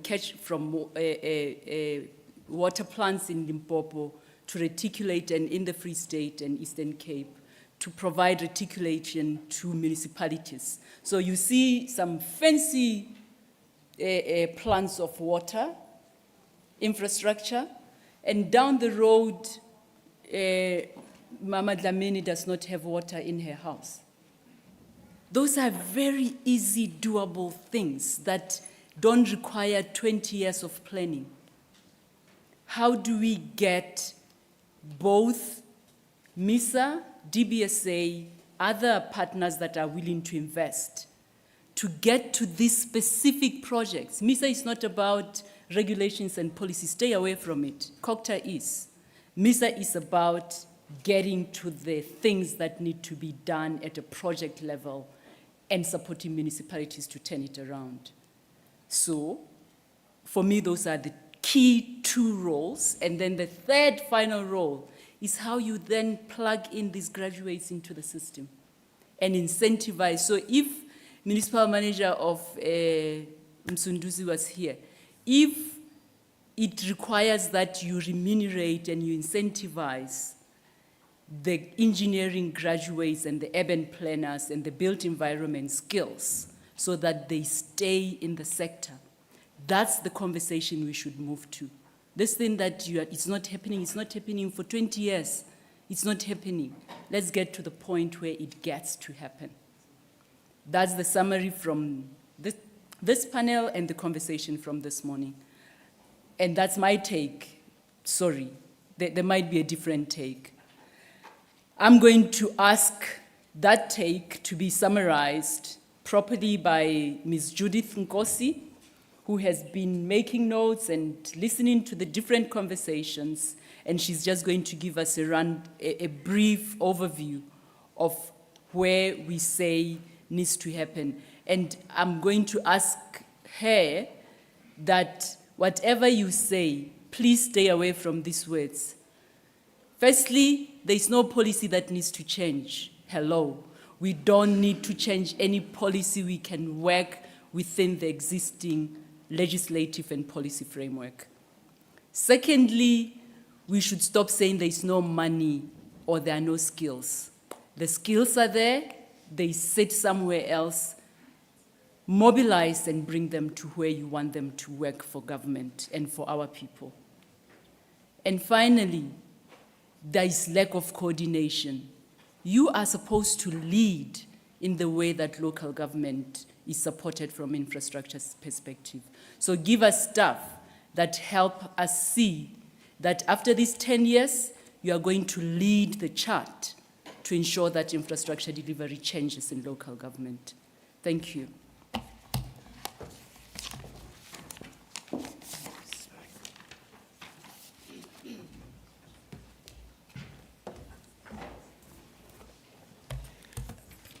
Thank you, Program Director, and good afternoon, colleagues, Minister, Deputy Minister, all protocol observed. My role is, as already articulated, very quick, simple, straightforward, just to summarize what everybody has said. Although I'm disadvantaged because there's a direction, this is what you need to say, so I need to see how I have to rethink on some of the things that I'm going to say. So basically, in terms of what has been said today, these are the issues that in the main is a confirmation of what we do have in the system. And one of the areas that was very clear is that the municipal infrastructure is a backbone and is essential for life. And we need to plan for that very properly and maintain it, because if we don't do it, then we will sit with the challenges that we are having. And in doing that, there is also an acknowledgement that MISA has done a very good job in terms of supporting municipalities in line with the Section 154 of the Constitution. And also, the journey has not been without any challenges or any gaps or mistakes. But what was coming out was that we need to learn from that so that going forward, we can do better. And also, the flagship that MISA has been leading, we need to learn from that, because it provides an opportunity for us where we can provide some frameworks which going forward we can practicalize some of the programs that we're having as government. The main thing which was also coming, which is now linked to what the program director said, I mustn't say, the fiscus is shrinking. Then as a result, we need to be innovative on how we can use the grants to ensure that we can support the municipalities to leverage the funding which is required for infrastructure development. Another thing, there is an imbalance between the demand and the supply for the support which MISA is expected to provide. In other words, the capacity is very stretched or constrained. And there are things which MISA can do better in terms of what the people are saying to us. And based on that, we need to have more coordinated efforts with all the stakeholders and the various departments to ensure that we can do better and eliminate some of the duplications that are happening in the system. And one other issue that I picked up as well is that it seems like some of the support is done without any basis of what are the things that needs to be done. So as a result, there is a proposal that we also need to ensure that we can do the diagnostic that can inform the structured support that we are providing in municipalities. And our support has to be proactive. It seems like there's a feeling that we are coming very late. So we need to be proactive to ensure that we can make an impact.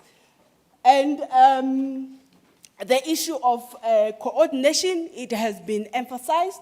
I will not overemphasize on that one. Again, the issue around the climate change, wherein MISA is supposed to support in terms of the assessments for disaster and also for the planning of infrastructure to ensure that we can mitigate the impacts of disaster when we are doing the designs. And also the partnerships. It has been repeated now and then that we need to strengthen the issues of partnerships. In my personal perspective, some of the things, even if MISA doesn't have the capacity, but if we do a lot of partnership with the stakeholders, we can do a lot out of that. And it has been said in most of the panels that we have been having. Then the other one that was critical is that, is MISA's mandate still relevant?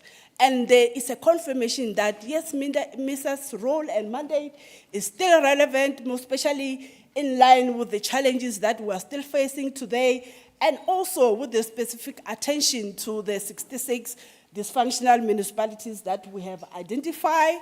There was also an issue around the project preparation that we need to close a gap there because there's a lack of preparation of bankable projects that will allow the attraction of participation of private sector, and also to create capability to explore various funding options such as your PPP, project financing, which municipalities can actually explore to ensure the development of infrastructure, given the fiscals that is constraining.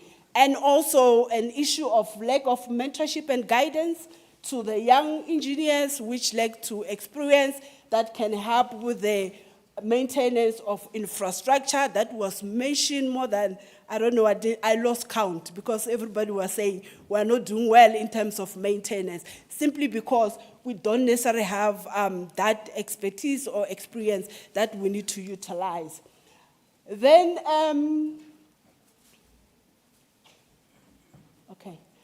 there was also a view that as MISA, we also need to demonstrate that there's value. I don't know whether it's me or, okay. There is value for money in the projects that we're implementing. And also the capability that MISA has in terms of providing capacity and transferring of skills in municipalities. There was also a view that we also need to look beyond the advisory role which MISA has, because that can be limiting in the way it has been structured. And also the issue at the end of the day, even if we do all the best we can do for MISA, there's also a requirement to look into the outside, wherein we are saying some of the challenges is because there are a lot of instabilities in municipalities. So as a result, you find that the kind of support, we don't see the value or the impact. So we may want to also find some strategies on how we deal with those ones. And of course, the issue of dealing with the construction mafia challenges, they need to be addressed because they can actually give a negative impact or negative sign in terms of the good things which we are doing in terms of providing the support. Then in terms of the vision going forward, I mean, Minister was very vocal, saying we know where we want to go. We understand what we need to do as COGTA, as MISA. And by doing that, we are going to make sure that we abide by law. By abiding by law, we are going to make sure that the provisions, the enablers that we have in the legislation, we are going to evoke them. One typical example is the implementation of the Schedule 6B, which the processes have started. And one other thing is that we're going to do that using the other instruments and mechanisms such as your CWP that are there. The other thing was we are also looking into the long-term strategy in terms of how MISA can be self-sustainable in terms of the funding model. And also the last one, which was also upcoming a lot, is around how we reposition MISA to be the center of excellence. So this brings me to some of the recommendations which I have picked up, things which I think we need to, things that have been indicated that we have to look into. The issue around the demand and the supply of MISA services. There are various ways in which we can do it. First, we can look into MISA capacity. Of course, the DM has indicated that depends on the availability of funding that is there, because like we have said, that the fiscus is shrinking. And the other thing is, some of these things, we can do it by strengthening the capacity of district municipality, because if you capacitate them, it means they will be in a better position to capacitate their local municipalities. And then we also need to prioritize the appointment of the critical municipal positions in the municipalities themselves. Because if we don't do that, it means we'll always be depending on the support, the outside support sites from institutions such as MISA. Then the last one is leveraging on partnerships with key sectors. I'm sure we can do a lot if we do that. I mean, all the institutions have saying we have so number of engineers that are qualified, that are sitting at home. So if we do have partnerships with them, there's a way in which we can try to deploy and get an impact and value out of these people or these engineers that are sitting at home. Then the other one, we need to take full advantage of the provision of the legislation. Program director, I'm not proposing any refinement here. For example, we have been talking about maintenance of infrastructure. MIG, for example, it does make a provision that municipalities can actually prioritize a particular percentage which can be channeled into maintenance of infrastructure. So these are the recommendations that we are putting, that let's not change, let's not overall everything, but let's use what it is there. And also closing the gap in terms of the project preparation, something that we need to look into in terms of, as MISA, what can we do in collaboration with other sectors to ensure that we support on the project preparation role that we can play. And I just emphasize, we are not going to use legislation as a challenge, but better collaborate with institutions to create a better government. And the other one was we also need to partner with all the TVET in all the areas, including the rural areas. And the last 3 areas talks to about the diagnostic, which MISA have to do, and also, again, the issue of coordination, and more partnerships if we are to make the value in the systems. And that brings me to the end of my presentation. And I hope I have covered, without leaving anyone, in terms of your points that you think it was very critical. Thank you very much.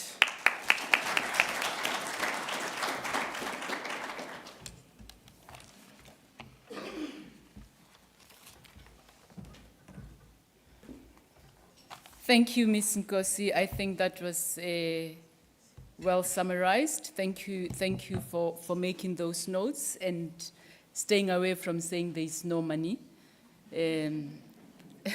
We appreciate. I'm going to do this again because I can. I have 45 minutes before I call the Deputy Minister, Prince Zolile Bans Ngamashe. I'm going to ask the Minister and Deputy Minister the last take. Last time. Because I get to decide this time. Last time. Is there any comment? If you don't have any comments, I'm going to ask anybody in the audience, and don't say anything that doesn't change anything, please. If it doesn't change anything, stay where you are. Unless you think it has been left out, please say it. No, I'm going there. We are going to finish early, Minister. That's the new thing. I love that. Okay, so we are going to finish early. And I'm going to move very swiftly. Take one, take two. I'm looking at Minister and Deputy Minister. I'm saying take one, take two, take three. It's gone. Yes, sir. No, thanks, sir. Let me convey my greetings to the protocol that has been established since this morning.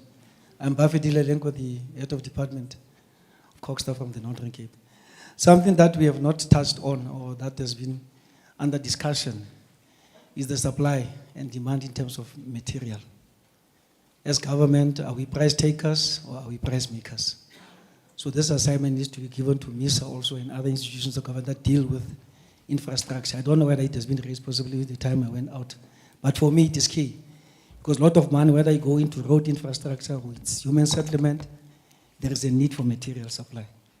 And in most cases, the government remain price takers in terms of being price makers also. Thanks. Thank you very much for that point. I'll give you, this is not to extend the time, guys. I'm not looking to finish at 4:30. I'm looking to make sure that very critical things that have not been covered, you say them 1 minute. Thank you very much, HOD from Northern Cape. That was quite crisp to the point. Madam, if you will do that, please. Thank you, Chairperson. It's also short. My name is Kasina from Waterberg District Municipality. I think what is left out is that we had MISA officials in municipalities whereby there are no sector plans and they are implementing projects. So my suggestion would be that maybe MISA must look into assisting municipalities with sector plans, and again in terms of reviews, as and when municipalities review their IDPs, they must also assist municipalities in reviewing their sector plans because some of them are mandatory, especially in the water sector. Thank you. And that's the last comment over there from Salga. Very last. Thank you, Madam. Thank you, Program Director. I'm not going to restart the point, but I just want to indicate that in the summary by Judy, we might have missed the point that we made on behalf of Salga on the role of MISA going forward in terms of the 154 role and additional capacity and additional support. Thank you.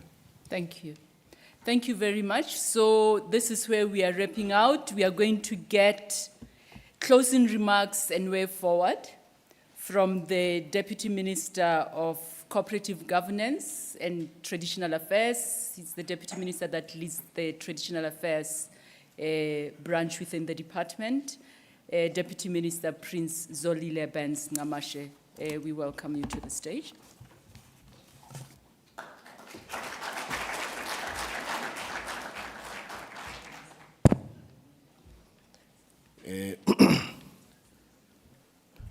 Mandibulise umphathi wenkqubo.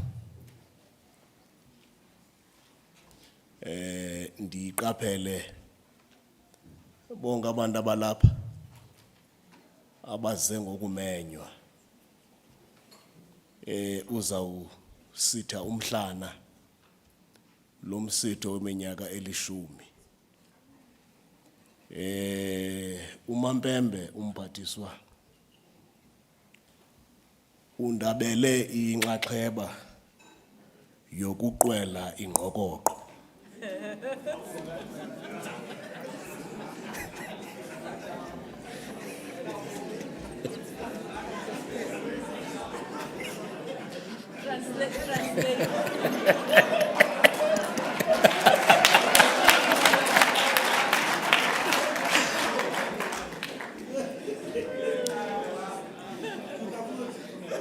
Uyabona ke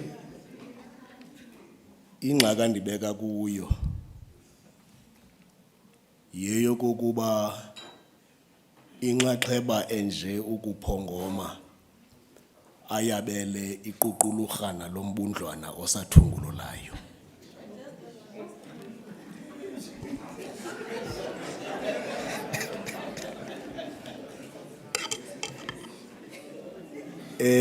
Ukwenze njalo ke ndiyabona into yoba Khosi Siyahlulo, we must expedite this issue of designating Ukwena, the Deputy Minister, as a principal senior traditional leader of Gauteng. More so that he is from Soweto. You can see Soweto is over 1 million population. And I think he qualifies. We'll just designate to Saukangala Njawana Kwena nobody fell in Nyuaki. Sikwambatis. Well, ladies and gentlemen, having given all the respects to Umampembe, our minister, traditional leadership, political leadership, and officials, let me take this opportunity as the last speaker of this session to thank all of you for making this 10-year review a success and to have emerged with an outcome that we anticipated, notwithstanding what our minister has shared with us as to what would have been a much better shaping of this session. She said that we could have showcased the successes of MISA differently from the way we have done it here. All is not lost, Mampembe. We have done well given the arrangements made. We must really applaud MISA for the work well done.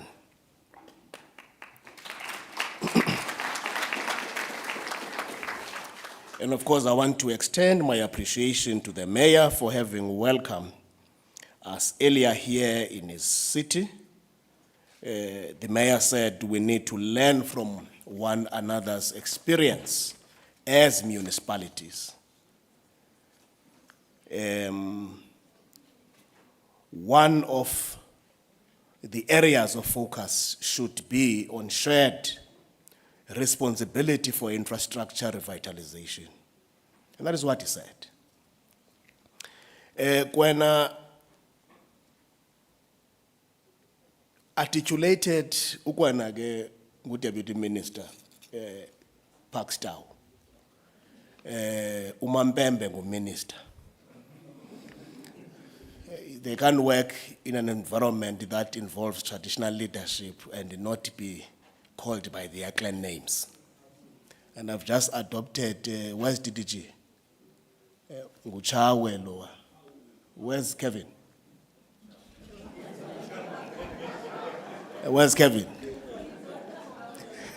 Oh, yeah, I've given him a clan name, Ekach. Nguchawe nguxana imbisi. Nomampembe unesikhahlelo apha. Akanawuphatha imicimbi, akaphethanga zinkosi. Uphethe imicimbi yobukhosi. Loo nto yamnika isikhahlelo.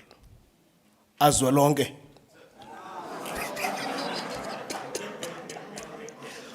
Uphethe imicimbi yobukhosi eSouth Africa iphela. Wanikwa ke lokho andimazi nobana ulinikiwe okanye uzinikile kodwa iphakathi kwalonto kodwa ngosembiza ba uzwe lonke kwafuneka lisilele ke uyazi Mampembe igama lebukhosi awubizwa njengalungaseli ukusela ke kuhamba kunye nezidungulwana ekufuneka into yokubana noko zisikwe ekukho phakathi kwazo nesifuba Well, Kwena articulated very clearly that municipalities should be assisted and supported by MISA to exercise their functions effectively and efficiently. That is not out of benevolent generosity of our hearts. It is a constitutional injunction in line with Section 154. So, everything is there, as program director said. We can't come here and moan about policy and legislation. The Constitution is there, statutory instruments are there, policy framework is there. All of us are charged to work. The path that MISA has taken to champion the Eastern Seaboard development is the new vision that MISA is beginning to realize as part and parcel of its new role. The issue mentioned, Kwena, around leveraging access to markets through public-private partnerships, such as with DBSA, will assist us to invest in infrastructure and address perpetuating infrastructure backlogs, problems, and challenges. Indeed, we need to focus on long-term assets financed through long-term investment. There is no doubt about this if we are to progress. Rapulana, Nkosi Siyahlulo. The session indeed afforded MISA an opportunity to learn from its successes and mistakes to better the future. MISA should indeed forge ahead with a formal relationship with traditional leaders through the National House of Traditional and Khoisan Leaders, in order to close the visible gaps of infrastructure within the institution of traditional leadership. As we all know, traditional councils are organs of state in terms of Section 239. So all these things are provided for in the Constitution. The chairperson, once again, has invited MISA for a joint planning as eased by the DDM as our approach for delivery and development. MISA has also been invited to partner with TVET colleges with a focus on training and transferring skills to young people in traditional leadership constituencies. So the call that was reiterated by our own minister, Mambembe. We sincerely hope that MISA will move towards this direction as it charts its new path. Our institutions of higher learning must serve as a resource capacity in the enhancement of skills and capabilities. We really welcome that. What I find key is what was restated by the president of SALGA, Councillor Stofile, when he repeated succinctly what DM Tau said, leverage on infrastructure development through private sector crowding. The president said, we haven't really done this, and MISA is better positioned to lead us in this regard. This is now your new role, CEO. Ladies and gentlemen, the month of August is for Women's Month celebrations across the country, which calls on all of us to do more on gender mainstreaming and women empowerment. In fact, mainstreaming women empowerment into MISA's work is fundamental. We can't miss this opportunity, Minister. MISA programs and, most importantly, MISA spending must be biased towards women-owned skills, partnerships, enterprises, and many other development and growth opportunities that are at MISA's disposal. I hope the acting CEO, Home, has had, you've heard me on this aspect. Minister, thank you for reminding us that it is Women's Month, and indeed, we had to reflect on that. I'm sure all of us would agree with me that mediocrity is an antithesis of development trajectory. And fortunately, this is our minister's religious text. Ubufuna ungavani no minister, yiza nengxoxwana apha engcekethekileyo efamanqe nizawungavani ke ngoku xa unengxoxwana noko ebonakalayo uba ayinabuthumbu bunentswane. Honorable delegates, the 2023 Women's Month are being commemorated under the theme Accelerating Socio-Economic Opportunities for Women Empowerment. We all know about this. Women's Month is a time to highlight the plight of women and equally reflect on the strides that we have made as the country in the advancement of women's socio-economic emancipation. This is non-negotiable. And as such, it is said earlier that COGTA is mandated to, among other functions, support municipalities as envisaged in Section 154. That one is very clear, it's non-negotiable. We expect municipalities to do as they are directed by the Constitution.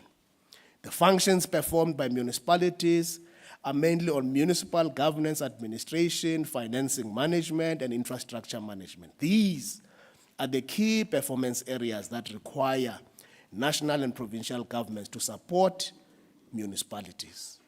Getamsanga, all of you are highly educated. You know the provisions of Section 40 and 41 of the Constitution. We don't have to repeat that.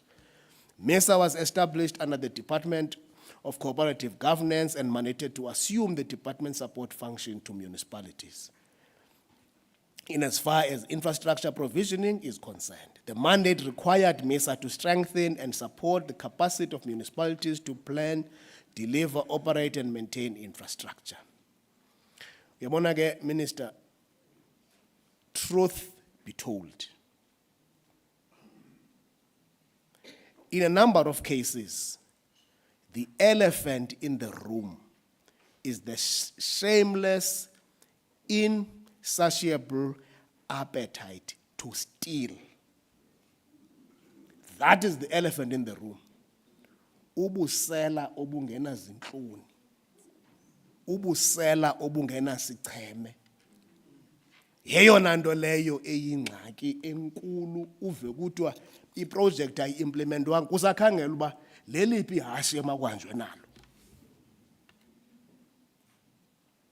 So uba ngabana singake nje simenyanini siyeke yonke enye into sivumelane ngento yokokuba masanele zezi zinto sizifumanayo. Impehle yobusela ibangulwe nengcambu.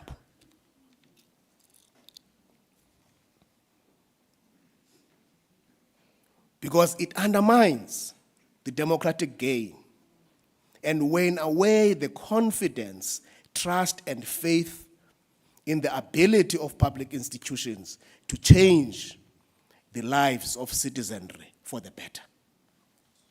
We were told earlier that in the 10-year period under review, the state of local government infrastructure has worsened. The recent State of Local Government report by COGTA confirms an increase in the number of dysfunctional municipalities. The dysfunctionalities include poor conditions of municipal infrastructure, which has a direct negative impact on service delivery. The poor condition of municipal infrastructure requires a reflection on the role of MISA. Without apportioning blame to MISA, have we done that here today? Yes, we did exactly that. So I think, ladies and gentlemen, as I conclude, our minister has directed that we should, as an immediate task, convene a workshop to put a process forward for the implementation of the resolutions that have just been presented to us here. Acting CEO, please waste no time in getting your team, the team you were applauding, to work towards this eventuality so that we can move with speed and agility to implement the resolutions ultimately. Cheers to another 10 years of partnership, resilience, progress, and the continued prosperity of our beautiful nation. Together, let us turn the dreams of our people into a tangible reality. Given that local government is everybody's business and we are equally charged not to leave anyone behind, let us leave this room with one determination, that of dedicating ourselves to the selfless service of our people with integrity and zeal. Nina ke abanezazela zenguquko,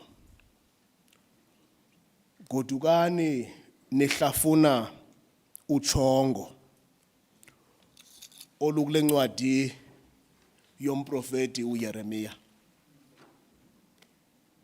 Ngamashumi mahlanu ananye, ivesi ngamashumi mahlanu.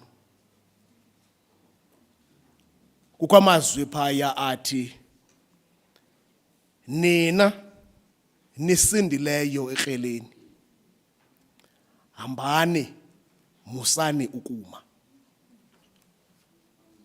This is the message that all of us, as we go home and ruminate over everything that has been said, I refer you to the book of Jeremiah the prophet. Chapter 51, verse 50. And there are words there that say, you who have escaped the sword, live and do not linger. Enkosi.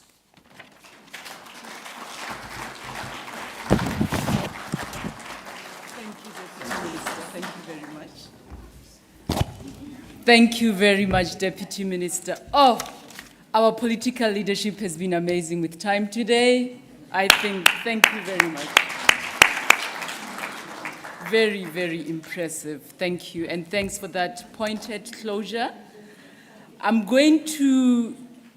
not going to repeat the closing remarks, but to say thank you to an incredible audience. I was saying that today, I count, I like doing numbers. So we had the mention of stakeholders. We called stakeholders a government term, right? We had the mention of stakeholders less than 10 times. So I think in this room sits a very distinctively technical team that doesn't engage too much with stakeholders, and they didn't use the word stakeholders as many times as I thought we would use it. So thank you. You've been a great audience in the way you engaged, in the way that you brought yourself, in your commitment to stay on until the end of the session. We appreciate that. We know that most of you have quite a lot that you'd have chosen to go and do, and you decided to come and spend this time with the department. And I think I speak on behalf of the minister and deputy ministers, the DGs and the CEO of MISA, when I say thank you for your time. We are going to request that if you have any additional comments, if you have any suggestions, there is an email, and I believe this email will also be sent as the presentations are sent to those officials who participated and gave their emails on the register that was going around.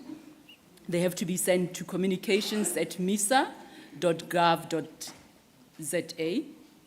I'm going to also request all those who were speaking to join the minister and the deputy ministers in front here, please, to take a picture to commemorate and have something that will mark today. So it's not free lunch, Minister. Those 10 minutes we are going to use to the end. So I'm going to request the minister and the two deputy ministers, the panelists from this morning, the speakers and those who facilitated the sessions to kindly come in front. We also have some small gifts. I hope they are not cups. Mr. If you are giving our guests cups again. Please come to the front and let's take a picture. On that note, I would like to say thank you to everybody. Thank you for your time and have a safe journey back home. A final round of applause to everyone. Come on, a final